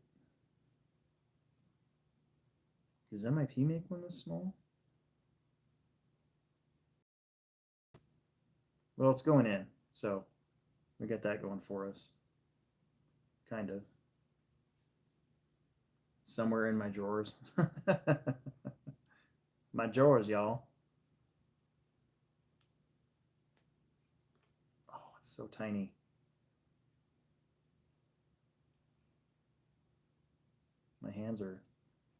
My fingers are not prepared for the size of this Allen wrench here and how small it is. I got to do this 7 more times. This is disgusting. Maybe that guy at Beller Hobbies was right.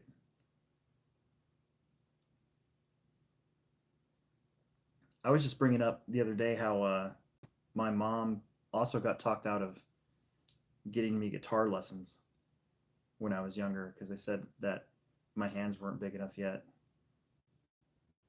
And I wish she would have just had him do it anyways.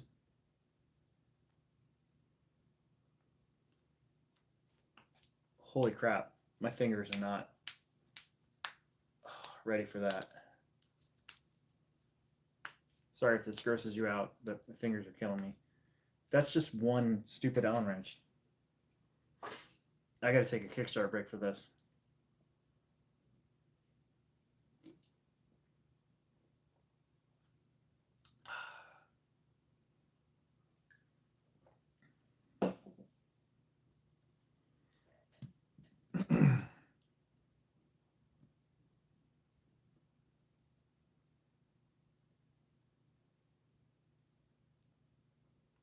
This is crazy. This doesn't even feel like it's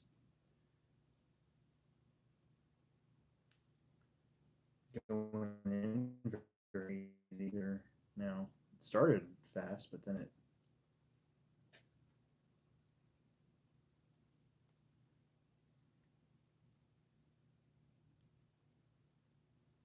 There we go. Well, this is so difficult with an L Allen wrench. I don't think I've. When's the last time I used an L Allen wrench for anything? God. Dude.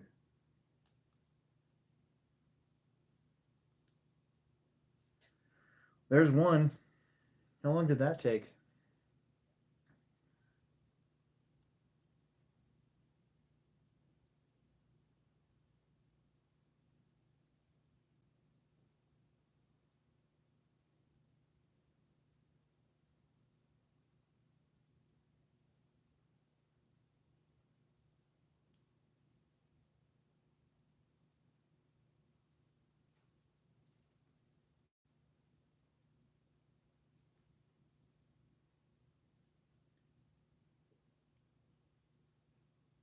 Oh, it's so wiggly.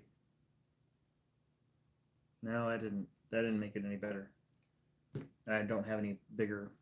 Emerson likes to. I'm blaming my missing pliers on my son again because he took like half of my tools with him to their Southern Indoor Champs a couple weeks ago. By the way, speaking of that, my son did pretty freaking awesome down there. So the big 8 scale races, they have Race Time Entertainment. They have like I think 5 of them every year, 5 or 6, and the first one is the Southern Indoor Championships. and he went down there and he did really well. I mean, he raced in the intermediate class. So they have a pro class for the real pros. They have an intermediate class, and that's for like the rest of the sponsored crowd. And then they have a sportsman class where you're not supposed to have any sponsors, right? So he qualified straight in A in nitro, 8th scale, intermediate, qualified 8th. He was in a top five. Top five get awards at that race and also get their podium picture taken. He was in 5th until the second or third to last lap, and it just looked like a lot of carnage out there at the end. And he slipped back to 7th. I felt really super bad for him because he was in 5th for probably 15 minutes, and but he still did really well. And you consider, he finished 7th out of like maybe 60 cars, something like that. So really, really proud of him. And then he borrowed an 8 scale electric car and from one of our guys, TJ Williams, who's sponsored by Associated. They had his old Losi lying around. So he took that with him, so he had a second class to run. And he ended up qualifying just outside of the A main. He was actually, what did he have, a 5? I think he qualified 5th in round 1 and just had some weird stuff happen. And he made the bump, which was awesome. Got the interview with Keenan. And then he finished 9th in the first main. And he was in 5th in the second main on the third lap. And I saw it. I finally watched it. And the car tumbled at the end of the straightaway. And he broke a rear hub 3 laps in. And he still ended up 12th. So he technically qualified 16th with the bump up and then finished in 12th. So his first big race, nitro race, without me. I wasn't there to help or anything. And he did awesome. And big shout out to like Jared Tebow because Emerson, am I putting this in the wrong side? God damn it. Emerson went to his tent and got him to help tune his engine for him. And that thing purred like a kitten, I guess, the entire rest of the weekend. So Jared Jared helped him out a ton with that. And then Jackson Anderson, who likes to watch our shows on here, he did really well down there too. And there's another kid, Jake Stolzing. He's one of our techno racers. Emerson and him pretty much were kind of in the same part of the track the entire weekend long. So that was pretty fun to watch those guys. Jake ended up getting 5th in that nitro main. So big props to him. And, but Emerson's really wanting to go back to another one of those. And, like I said before, we pay for everything. We're not, I'm not a huge YouTuber or anything like that. And, I manage a hobby store. So we got to pick our battles. And I was glad that we were able to get him to go to that one. And we'll probably pick another one to go to eventually. There's still a lot of racing left in 2024, but he's kind of hooked, so he's been at a podium spot now the last 2 Techno Series races. He just needs to get that done. So, and then if you guys watched the podcast on last Monday, Will Brinton went to the Chili Bowl, and he did really well down there. Finished 15th in late model out of like 100 cars, and he would have finished 20 something in Outlaw Sprint again out of like 100 something cars. So so he did pretty well for his first time going to that race too. That's a hard race. Oval racing is just hard, period, because especially the way they do it, they seed you, but they don't seed you. They don't put all the fast guys in the same heat. They spread everybody out. And so you could be second seed and you could be racing with somebody who is 110th in the same heat. And so you got to dodge bullets out there. Whoa, I almost dropped that. So, but our guys doing pretty awesome. I'm planning on going to the Roar Nats in April. Really stinks that they're in April because Emerson can't miss too many days of school. So I might be going to that one by myself. And then just from my standpoint, it's not near as much fun. So I might not end up going. But I kind of want to. I really like Beach RC. It's in Myrtle Beach in April. So it'd be nice, you know. I mean, I get why it's not in August, because I'm pretty sure August in Myrtle Beach is pretty darn warm. So it's just unusual for it had been unusual for Roar to change that date. They tried to keep the national dates all the same for the longest period of time so that you didn't have to worry about any sort of new conflicts. And that race being right where it's at, I'm pretty sure, I know our ProTech race is always the end of April. So being a week before that kind of sucks. And then I'm pretty sure Trackside has a race in April. I think it's the Buggy Champs, right? Is that what it is? And I think it's either the weekend before that or that weekend. So that kind of sucks too for them. So I don't know. Again, I kind of get it. If you're going to put it somewhere where it's going to be uncomfortable to race, you know, you kind of have to change the date, but it does kind of stink. There's one. I got to do two. I got to do one more of these. So this is the, what are these things? Pretty sure these are the idler gears for this 6-gear transmission.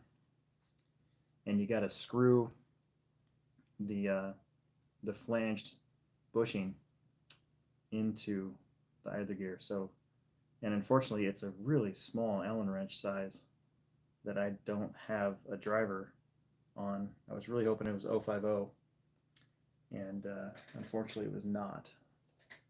So it must be like a 03. It'll tell us, won't it? Won't it tell us? Let me look. Oh, don't go fuzzy on me.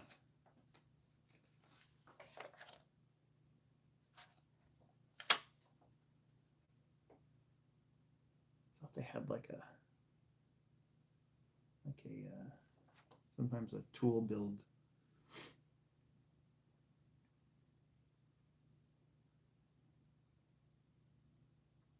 There it is. 0.035. So yeah, that's very small. I really wanted to get this transmission build done tonight before we end this, so we're gonna try to get there. I bet you my wife is texting me telling me to turn the heat back on,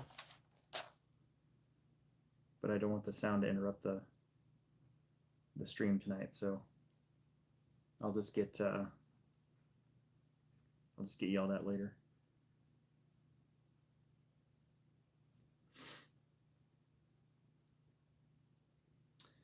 Thanks, big dude. Thanks for sticking around for a little while.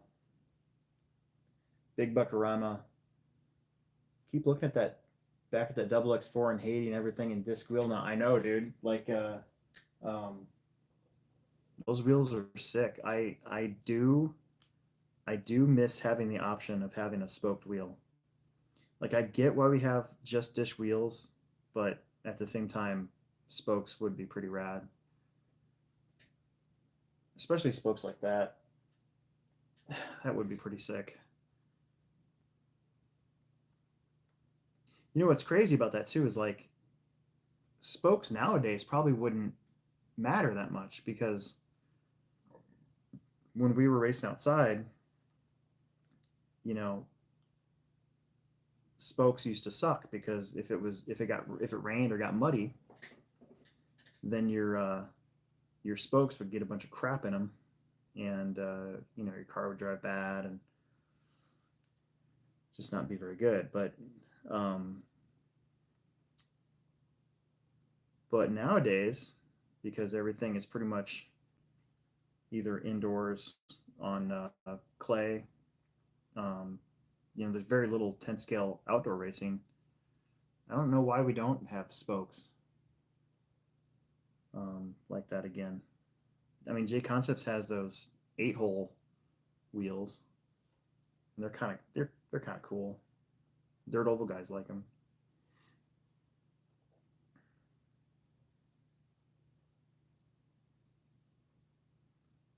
Do you think aerodynamics has something to do with it too? Like, as opposed to having a spoked wheel?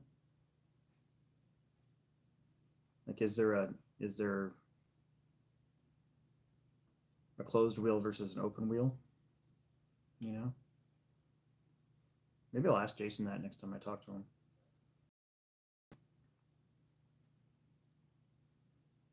This sucks. Like, this is so far. This sucks. Not having the proper tiny Allen wrench for this, and it is a .03. So I think I think MIP actually has an 03. I think helicopter guys were using them. I think a line used to have a couple of 03 screws like this, and their helicopter guys were asking for a good driver for it.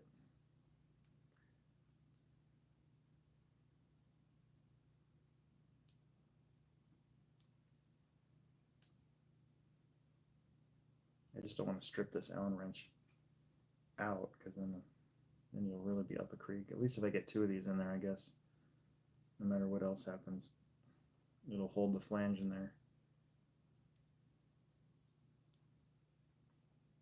I love how this just came to a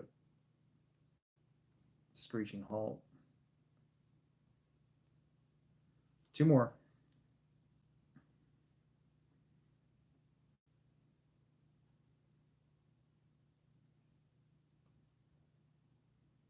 The dish can be thin and then just ribbed to support the hub, whereas the spoked wheel, you have to have more material at the root of the spoke. So the spoke has to be ribbed. There needs to be more reinforcement around the hub, so it's heavier. Yeah, I can see that. That's true. We do want our stuff to be light for sure. You know what? You know what would be a good idea is chop this off, put it in a pin vise, and then you'll be able to twist it.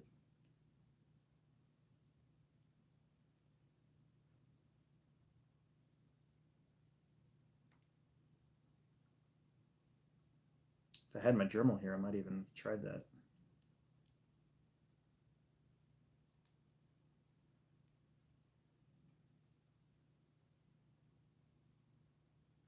Holy crap, this sucks. So far, I've been counting. This is like almost 20 minutes of me just staring at tiny little screws. Damn you, 1980s.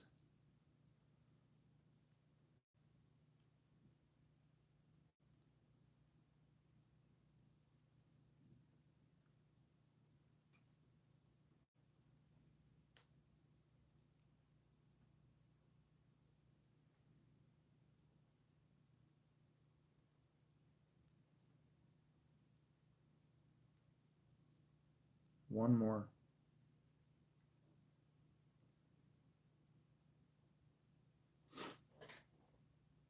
Last one, and then we'll move on. Get this transmission built. After the transmission, I think we'll call it a night, but man. Oh my God. I almost dropped that on the floor. That would have been devastating.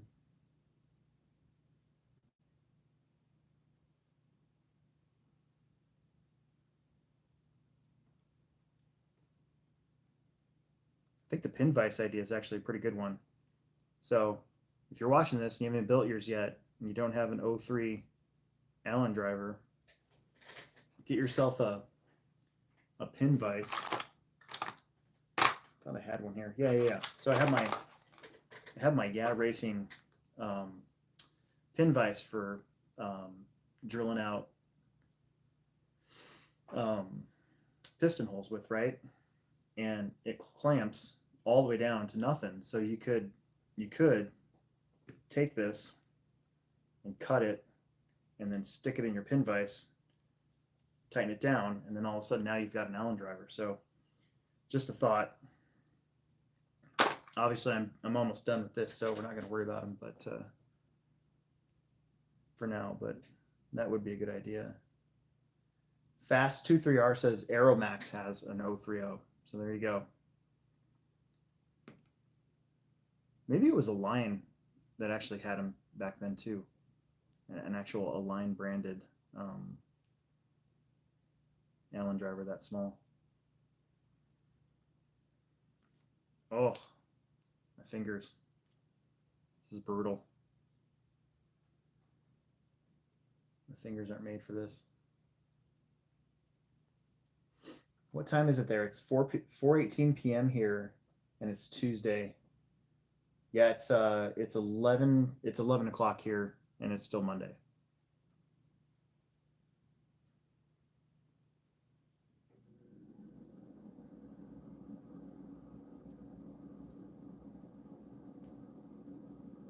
What's Andrew, what's the temperature down there where you're at? Where are you in Australia, if you don't mind me asking?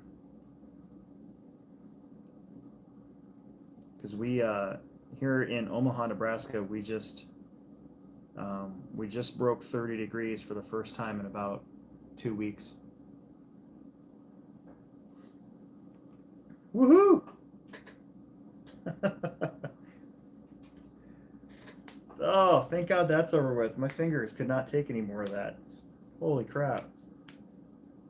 That requires another drink of Kickstart, if you don't mind.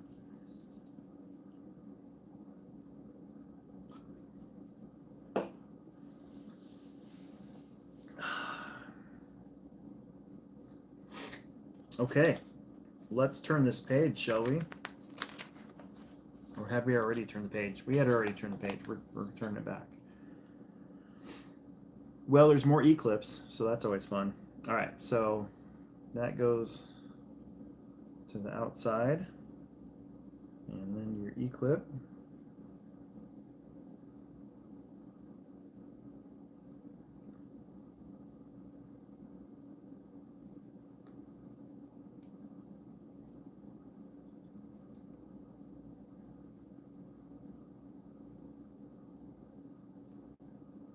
Come on, butthole.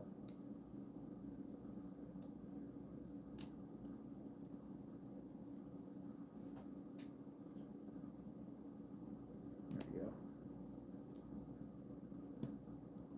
Dude.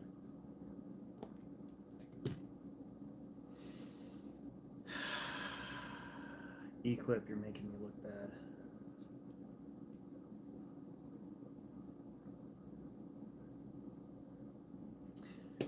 Big Buckarama, when my wife and I and the kid went down there for the INS finals 2 years ago, that was the first time that she had been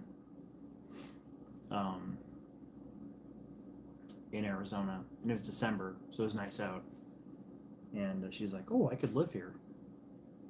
And I'm like, "Dude, I tried moving us to Arizona 20 years ago, before I had the job at the Plex."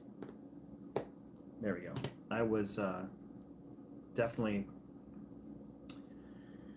trying to build up some money so that I could move to Phoenix, and brought that up when we first started dating and stuff. She's like, "No, I'd rather stay here, family and all that stuff." I'm just like, well, yeah, in December, it's awesome. Then I was there for the Worlds when it was still 115 out, and I loved it. I love being hot. I hate being cold. Being cold is the worst thing ever. Being cold hurts. Being hot's just, you're just hot. You're sweaty. Being cold sucks, and I hate it. And I was just reminded of how much I hate being cold this last 2 weeks here in Omaha when it was below freezing for a majority of the week. So, yeah.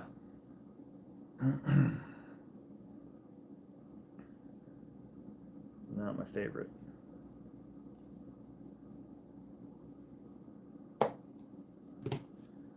Okay.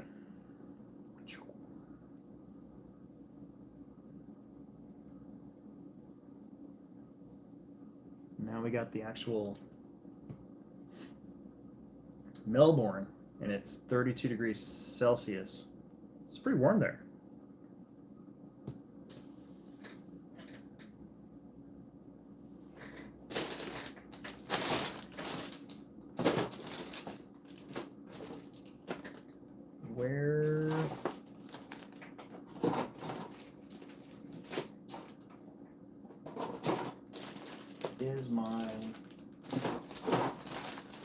Where is my black grease? Actually, sorry if the screen gets all fuzzy.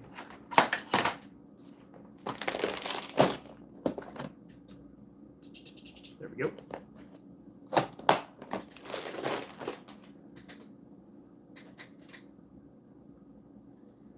Black grease.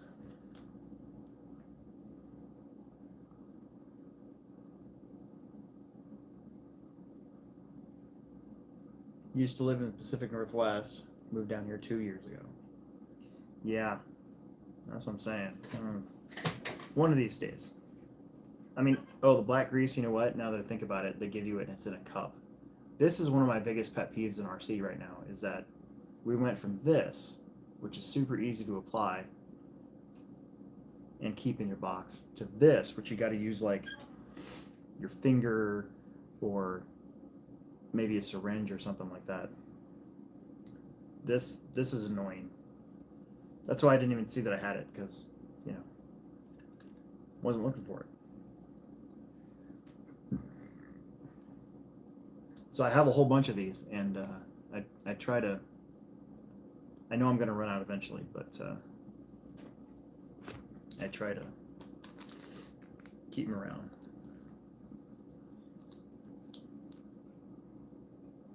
Oh, so Big Buckarama is just, we're talking about like different areas of the country. It says that winter depression in the Northwest is real, and didn't think it affected me, but after the first year. So in Phoenix, where it's sunny and bright all the time, dude, I can feel that, because here in the Midwest too, like even right now, like today it was over 30 degrees for the first time in like 2 weeks, but it was gray and foggy, and there was no sun anywhere, and it really does do something to you, because you don't get to see the sun every day. And yeah, that drives me nuts. My sister actually lived in Seattle for a little while, and she actually kind of said the same thing. She's like, I couldn't believe how she didn't feel like peppy, you know, and up and everything. And that's why when it's summertime here, spring, summer, fall, and it doesn't get, you know, too cold in the fall until like November or whatever. But that's like, I try to go outside, man. Try to go outside and do as much as I can while I have the sunshine, because I know that for like 5 months here, for 4 or 5 months, we live in a freezer, and then also like the sunshine just doesn't, it's not always there, and it really does affect you in a negative way, really. Oh, I would give anything for 90 degrees. I get to ride my scooter again.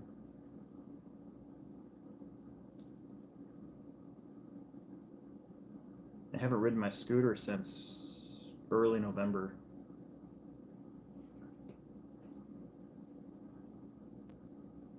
I love my scooter.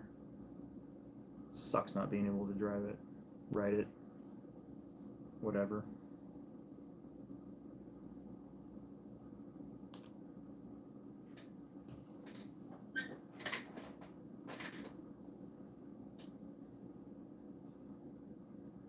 Declan's on here.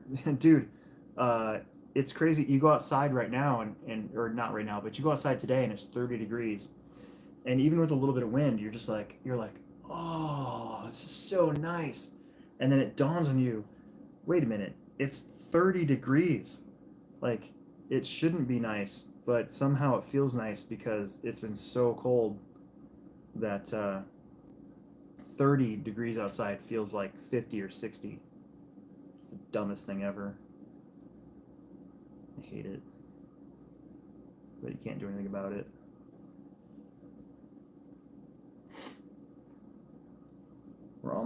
We're getting there. I don't want to mess this thing up. So there's your diff. So the interesting thing about these, well, at least the Losi car, I don't know about the Associated actually.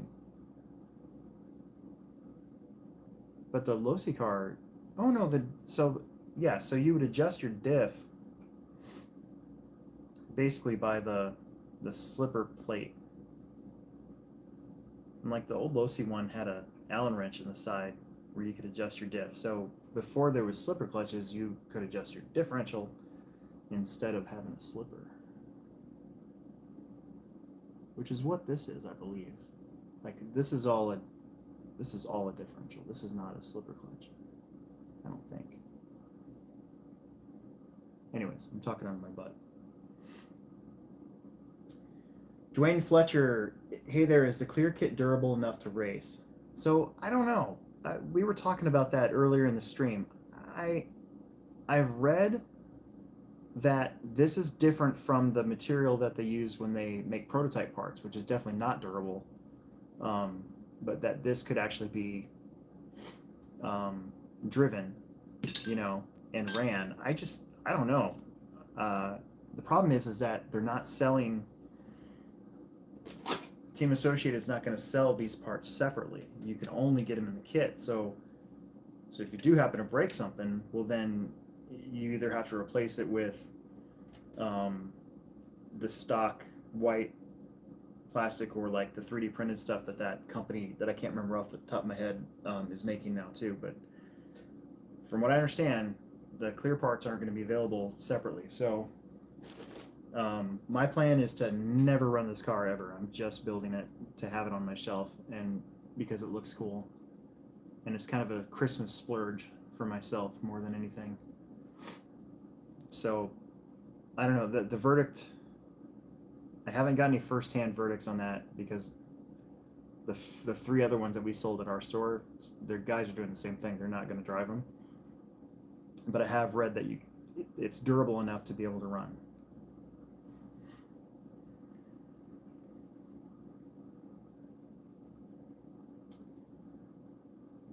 This piece.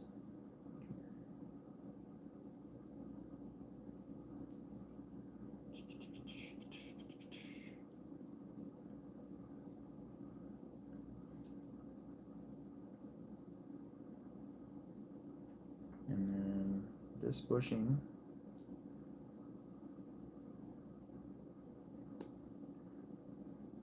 goes in like that. And then this, and they want to use some silicone lube, so we should probably do that first. Let's get out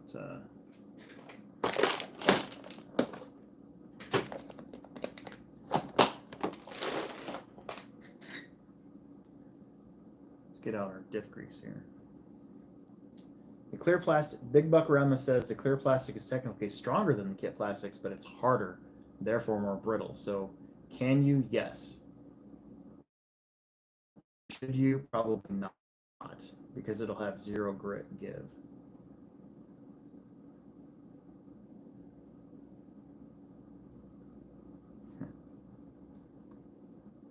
And he goes on talking about the weather. I went there in 2000. When did I go to the Nitro Challenge? When it was at the Fear Farm. Or no, it was in the Nitro Pit still. 2011, I think. And that was in February. And it did rain that year, but only one night.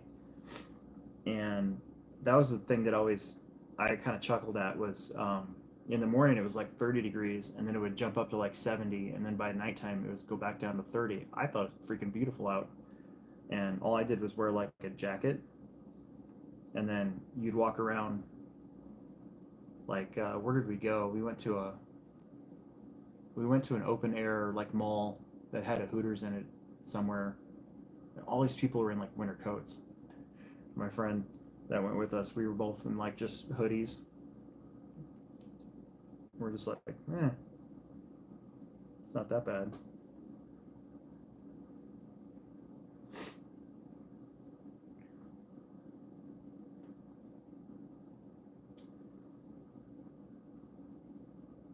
Slip the gear.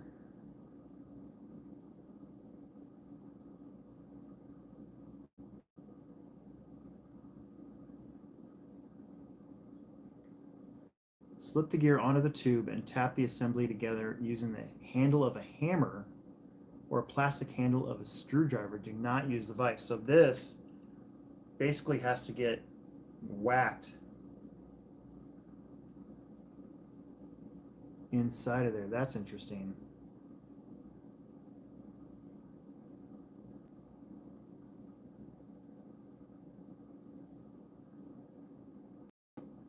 So we're actually gonna take this apart again here real quick here.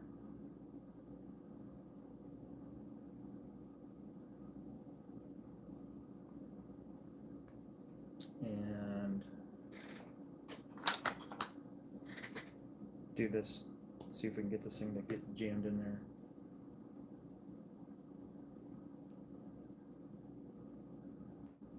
So let's see, so this goes like that. And this goes like that.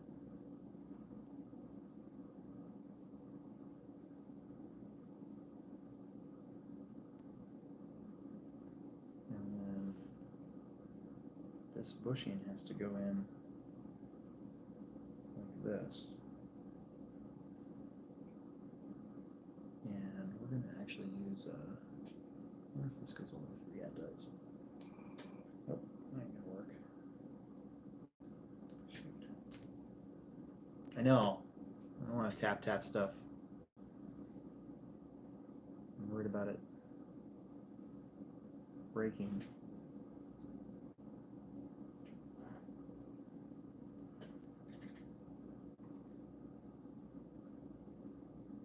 So slip the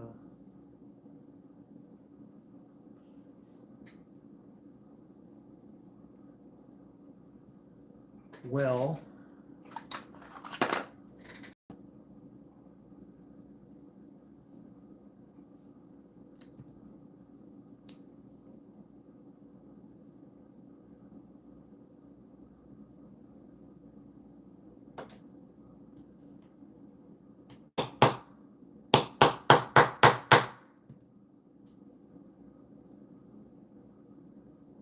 So I think that's supposed to be like, that's supposed to end up being flush with that. So we're gonna have to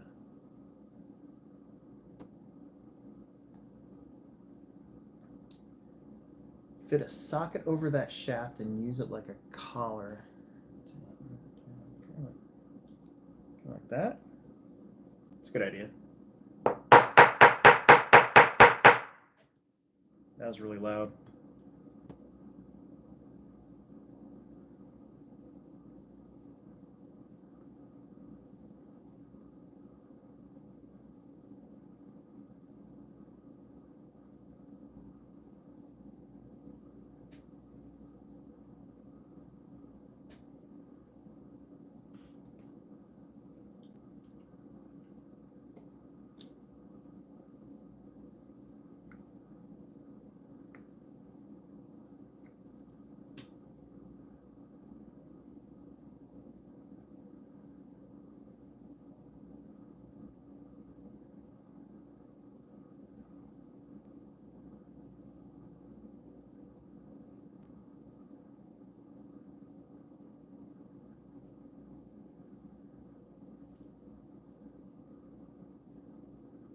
I think I got it.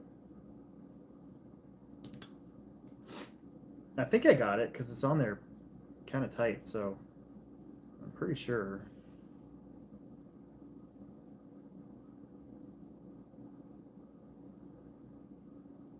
I'm pretty sure I got that because that's not going in anymore. Right there.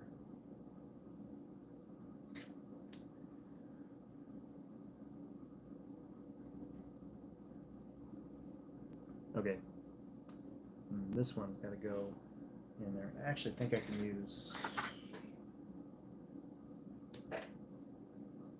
that. Nope.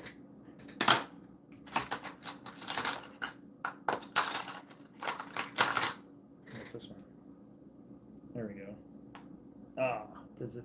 Oh, dang it.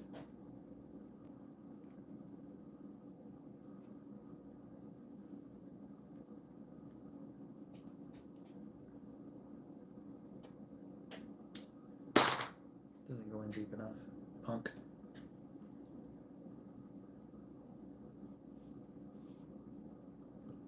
There we go. Okay. That's pretty cool.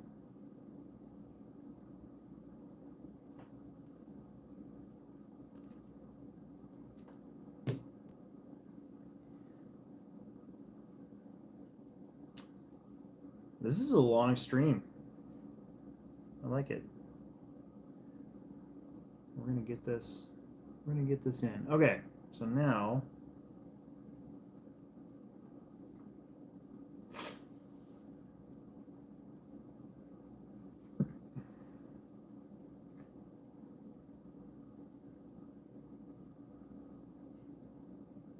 apply silicone grease into each hole of the spur gear before inserting the balls. Insert the balls opposite of stamp number of spur gear. Make sure they're evenly covered in lube. So that's the number. So they go in on that side. Drive rings. There's your balls. And we're going to take our grease here.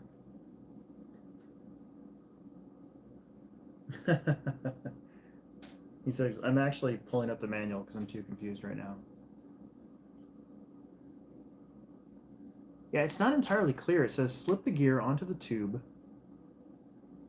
and tap the assembly together using the handle of a hammer or a plastic handle of a screwdriver. Do not use a vise. And so they wanted you to jam the tube into the black gear, and it's not coming out. So I'm pretty sure I got it. So that was a good call. That's a good idea, the way we did that. So that actually worked really good because this, otherwise you'd be able to pull that apart. So pretty sure I got it.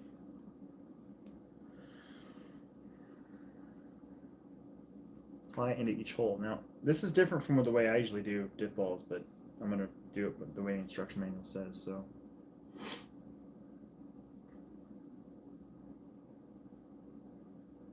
we're just going to spooge some grease in each one of these holes.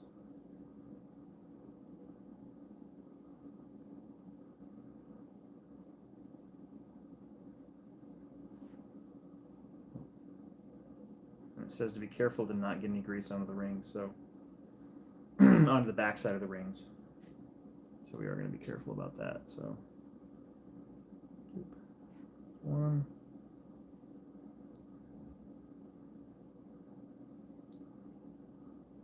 See the way that I do it. See, I don't want to do it that way. The way that I usually do balls is like this.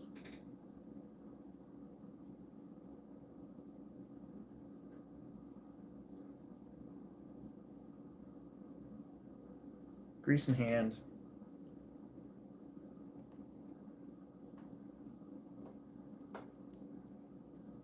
Come on. Oh my God, get in there.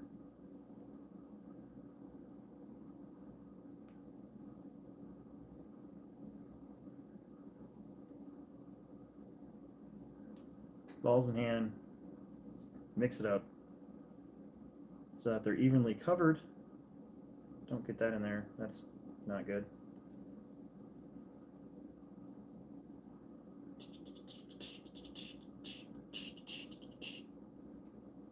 And you can go like that. And actually, I'll just do it this way.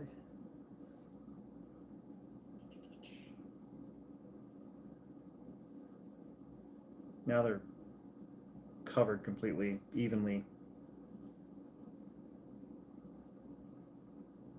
You know, when I'm building a ball diff, you just take them and slap them in there. This will just carefully place them in the spur gear.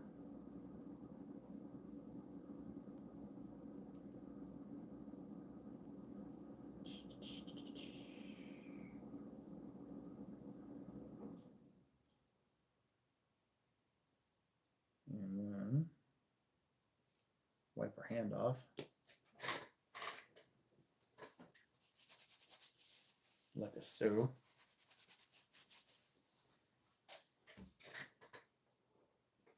And then it says, do not get any grease on the backside of the diff drive rings or the diff hub. So we won't. Make sure the rings sit flat on the hub. And then we'll put this on there like so.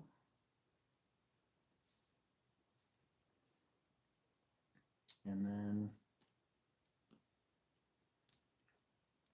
your outer hub.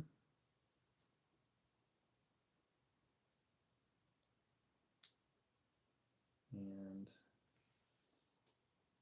that goes like that. And it is got it's elliptical, so you kind of got to be careful there. And of course, that's not going to go on there very easy, is it?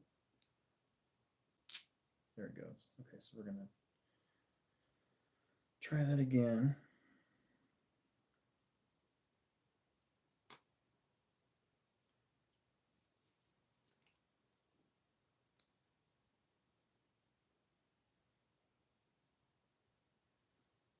That's wiggly.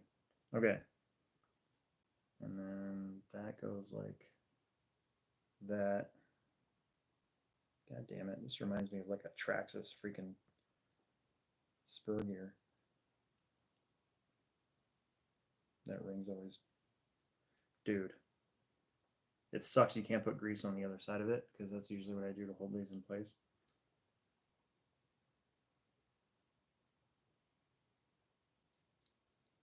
Could you just start on there, please? Thank you.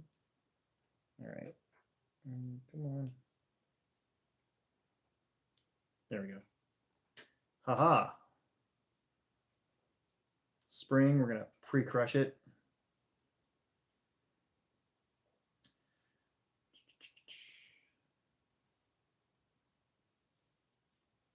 Just because I'm used to doing that. I don't think it says to do that in the manual, but I always do that anyways. I don't know if you guys can hear me or not. I'm kind of talking to myself in a way. Okay. Where's my nut? There's my nut.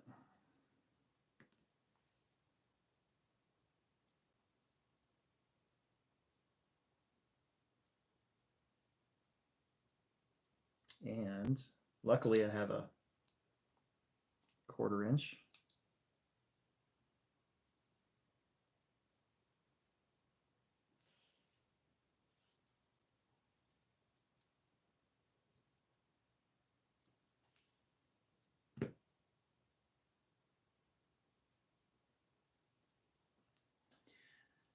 Tighten lock nut until spring is fully compressed, then back out until lock nut is flush with the shaft end.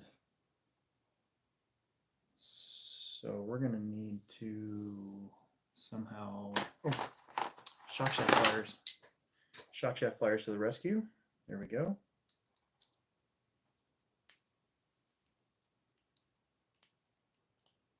Fully compressed. Back out until flush with the end of the deal there. Look at that. It's pretty neat. That's pretty neat.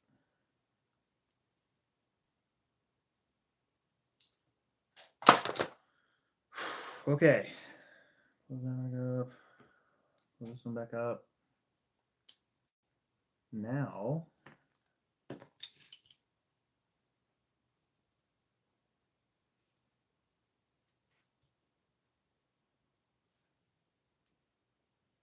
this goes in there.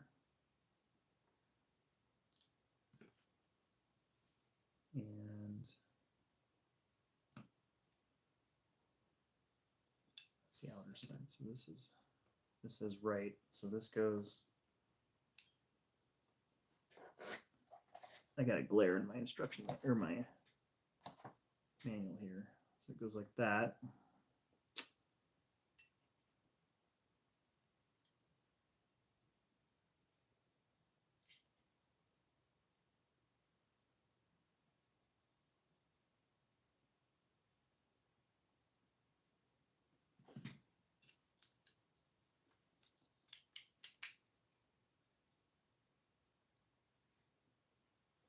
Does this design technically mean that anytime you diff out, it's always going to be the drive side tire?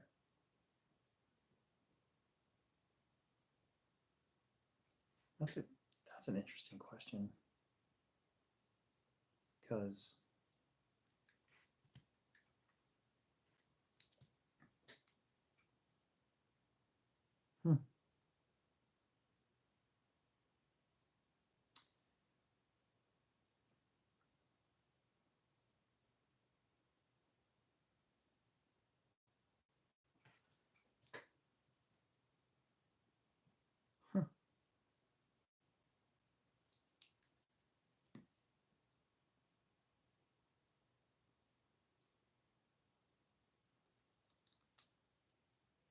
that goes like that. And then this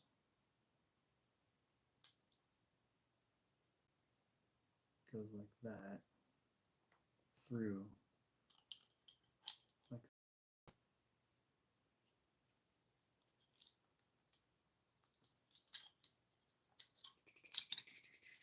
where's my flat spot at? There it is. Okay.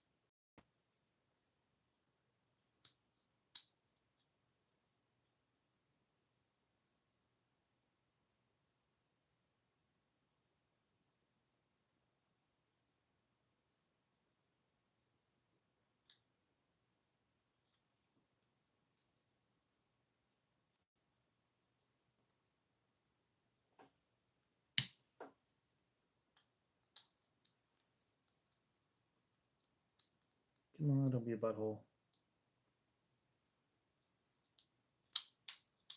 There it goes.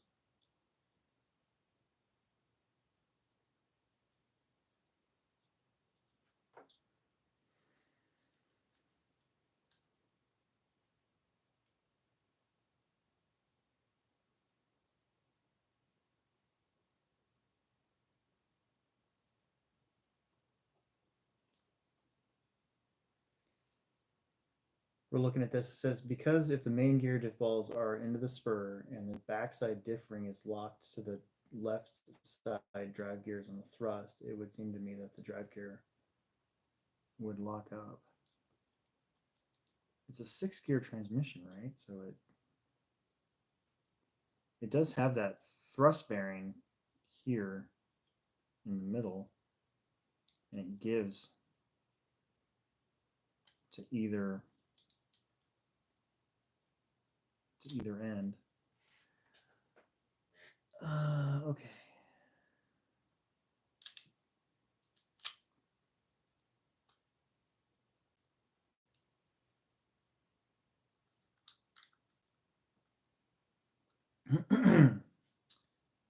This goes like, does say cutting a slot in the bearing adapter will make the E-clip installation easier. So they want me to take a little bit, a chunk out of that piece right there.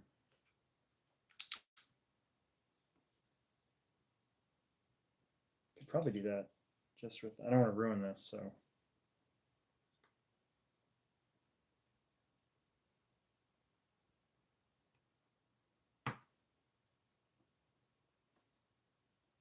Might just do it with an X-Acto here.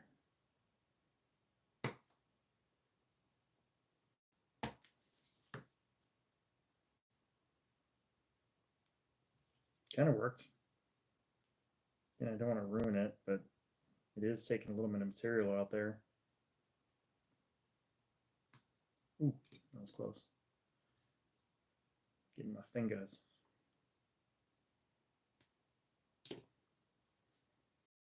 Myself.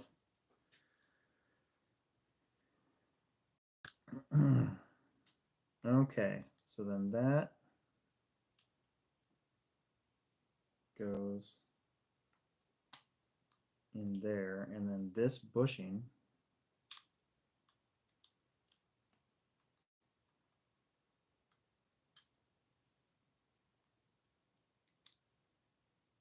oof, yeah, that's in there. So the bushing gets embedded in there, and then you got to get that E-clip inside of this little nub right here. Maybe that guy at Beller Hobbies was right.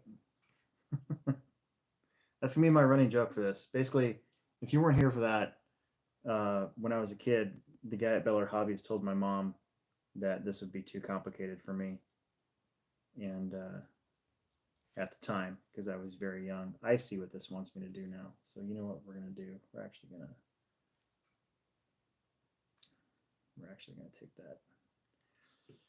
Oh, I don't know if I want to do that like that. You know what? Be easier with the Dremel. Can I pop that out? What is on that?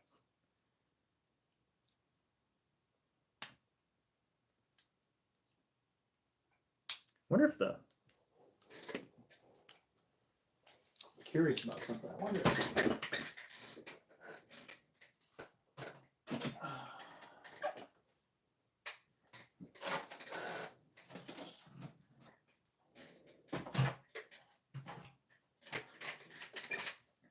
both of these have stealth transmissions. Of course they do.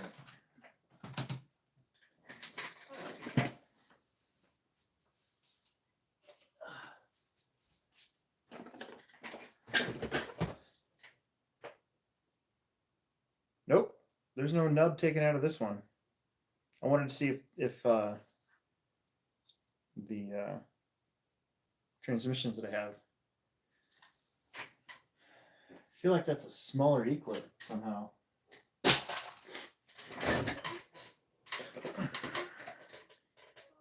But now that I see where it's supposed to be, I think I can just sort of, like wedge it out of there without breaking it, because that would suck.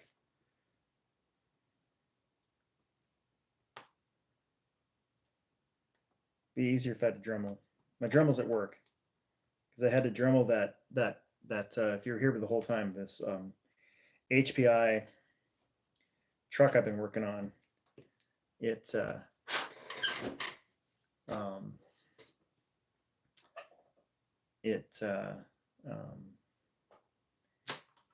its engine mount was the screws holding the engine mount in place were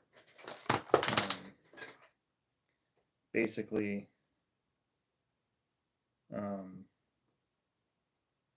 stripped. So I had to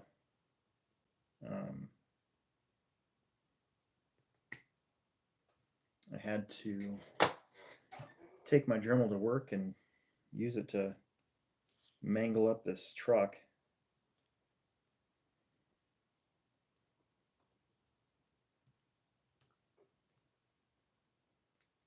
Oh, I feel bad, like mangling this thing. Oh, maybe sandpaper? That might work.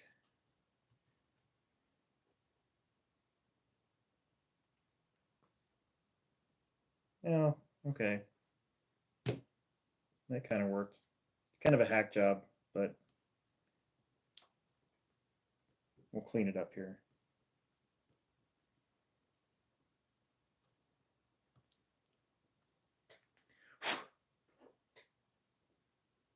That's what I'm good at, though. Hack jobs.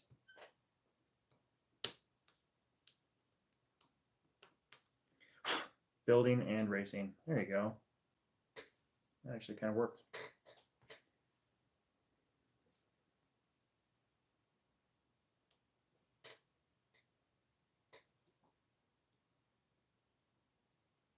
I haven't actually hacked anybody in a long time.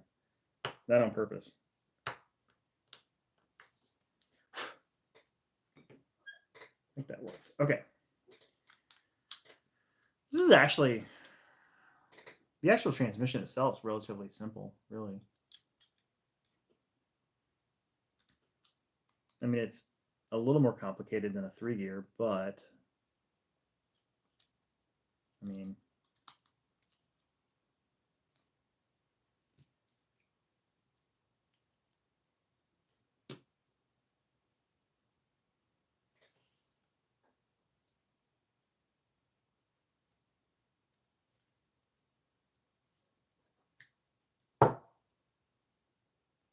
damn it, I keep having like residue and shit on this. There we go. Oh, that's very annoying. Needs more room. The thing is, so like, yeah, this E-clip doesn't quite, like, to get it on there, it doesn't quite fit. You almost have to bend it, and then if you bend it, it's going to fling off. So it actually needs more material taken off of this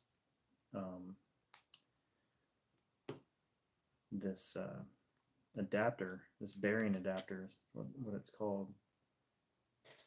But now that we've got it started, it's actually going to be a little easier. Okay. Oh, I don't want to get myself.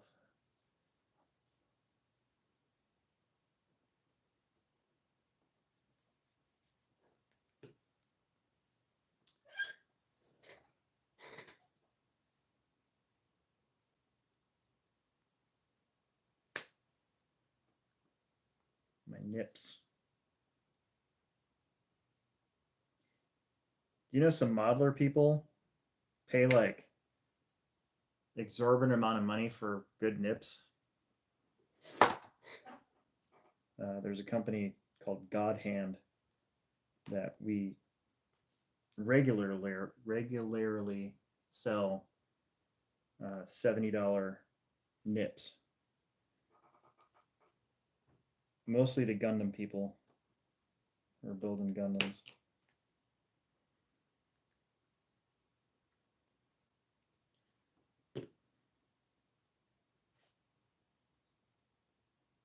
Yeah, God Hands. Must be nice because we sell them. There's a $60 set and a $40 set and a $12.99 set of model nips, and we regularly sell the expensive version.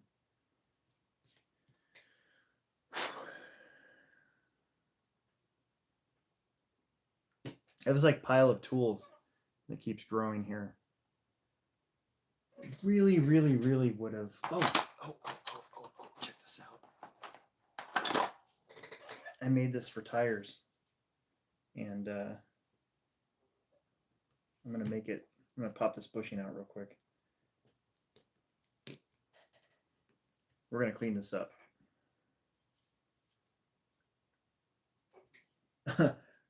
Big Buck Rama says, I have a pair or two for Gundams. That's pretty funny. I'm not knocking it. I was just saying that, like, it's pretty crazy. It's just like any other hobby, you know, like you got to have the right tool. Nothing like having the right tools for stuff.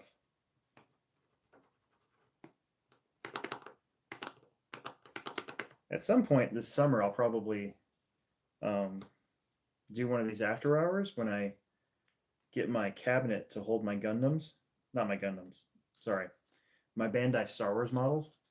Because currently, if I build my Star Wars, any more of my Star Wars models, my stupid cat will knock them off. She's already ruined my Boba Fett. Tried to ruin my Boba Fett and my Mandalorian, and she has ruined my ATST. So I have another ATST that I'm going to build to replace the ATST that my cat knocked off the shelf and ruined. And I'm going to turn that ATST into like a diorama of like an ATST getting blown up or something like that. And but I have a stack of models, Star Wars models, that I need to finish, and I just haven't had the haven't felt like finishing them, because I know that if I do and I display them, my cat will just knock them on the floor. So I'm gonna get this cabinet, and it's gonna look really nice. But until I get that cabinet, I'm not building up any more of my Star Wars models. If that makes any sense.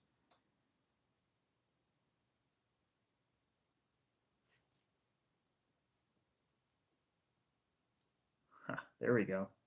So yeah, okay. So I don't know how well this is going to show up with my phone doing funny stuff, since we're using my phone, but I guess I got to get it in here first. Come on now. Don't be that e-clip. Oh my God, come on. There we go. Okay.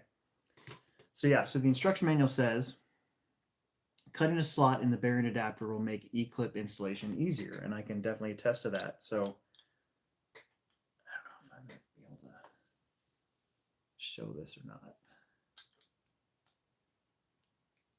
So I took out a little like C-shaped material right here, because otherwise it's really hard to get the e-clip in there, and then you can also get it popped on there. So it's does that show up? Not really. I'm gonna try to get it close to you guys. It's gonna get mad at me. I don't know if you guys can see that.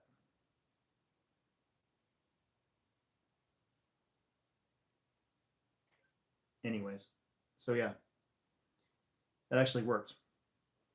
I'd like to do it cleaner. Like if I had a Dremel, I would have just went on me, but I don't have my Dremel on me, so I'm just gonna have to live with it. But that actually did work. It actually worked really good. So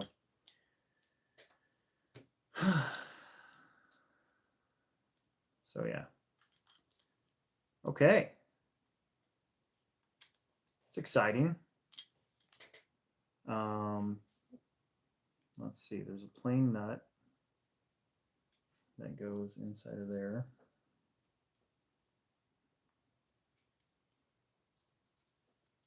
All the way in there.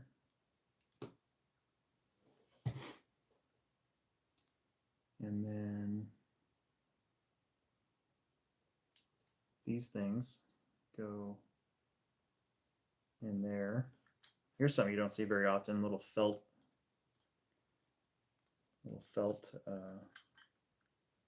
capture the dirt, basically. It's kind of like a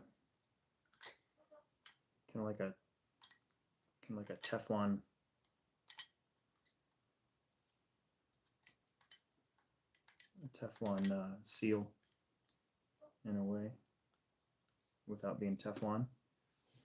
RC10 Felt Seal Clear.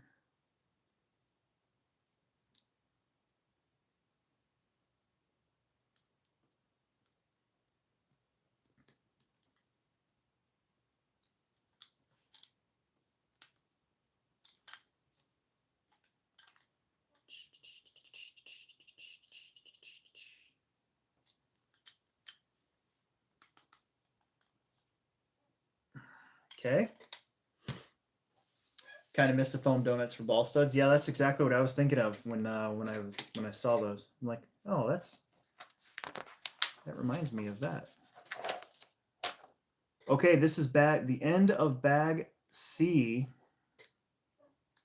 And again, I just want to point out, this is calling for thread lock. I'm not going to thread lock because I'm never going to run this car. So before anybody makes a comment in the comments, and those of you that have heard this already, you know, but I'm just saying, like, yes, I know it says thread lock. I haven't put any in there. That's because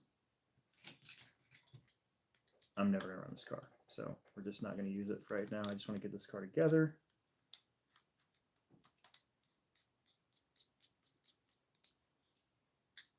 If I was going to drive this car, obviously anything metal on metal, you always want a thread lock. So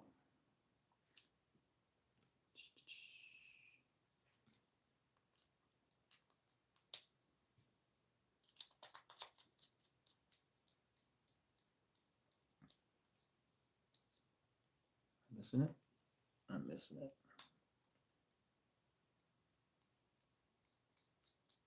There we go. Okay, and this one, and then we got to do this side where the nut goes in, and then this side. Man, it's really the interesting injection mold like patterns that this makes. It's very, very interesting.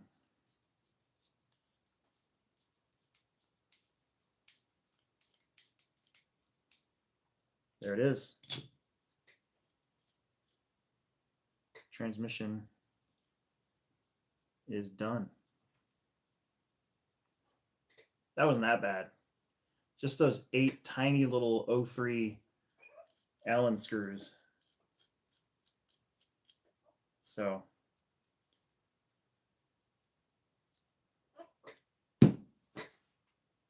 awesome sauce. Well,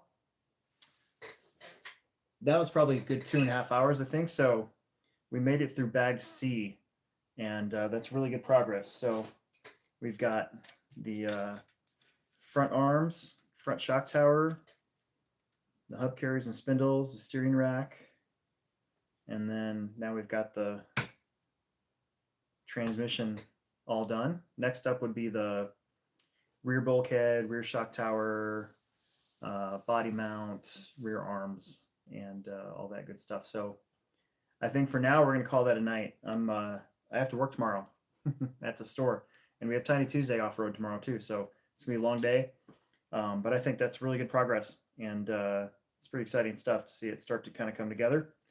So far, no problems. I haven't heard any horror stories about there being problems with this clear kit build anyways. Just one little one guy I saw messed up a part when he was threading a screw in. I'm going to assume it's probably like the rear arm mount or these front arm mounts right here. I think it might have been what it was, and we already got through that, so I think we're going to be okay.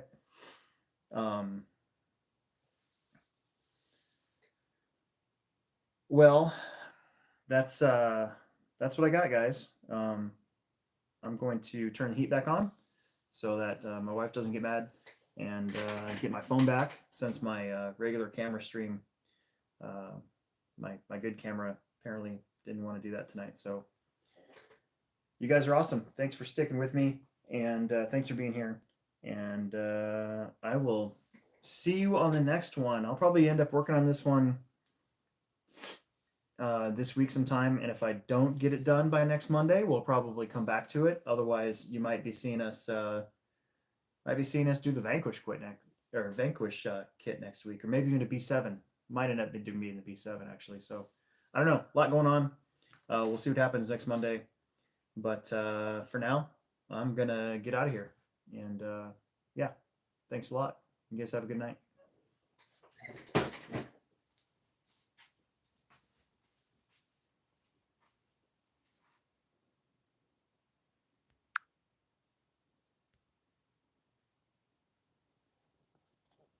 course, I got to take it off my phone.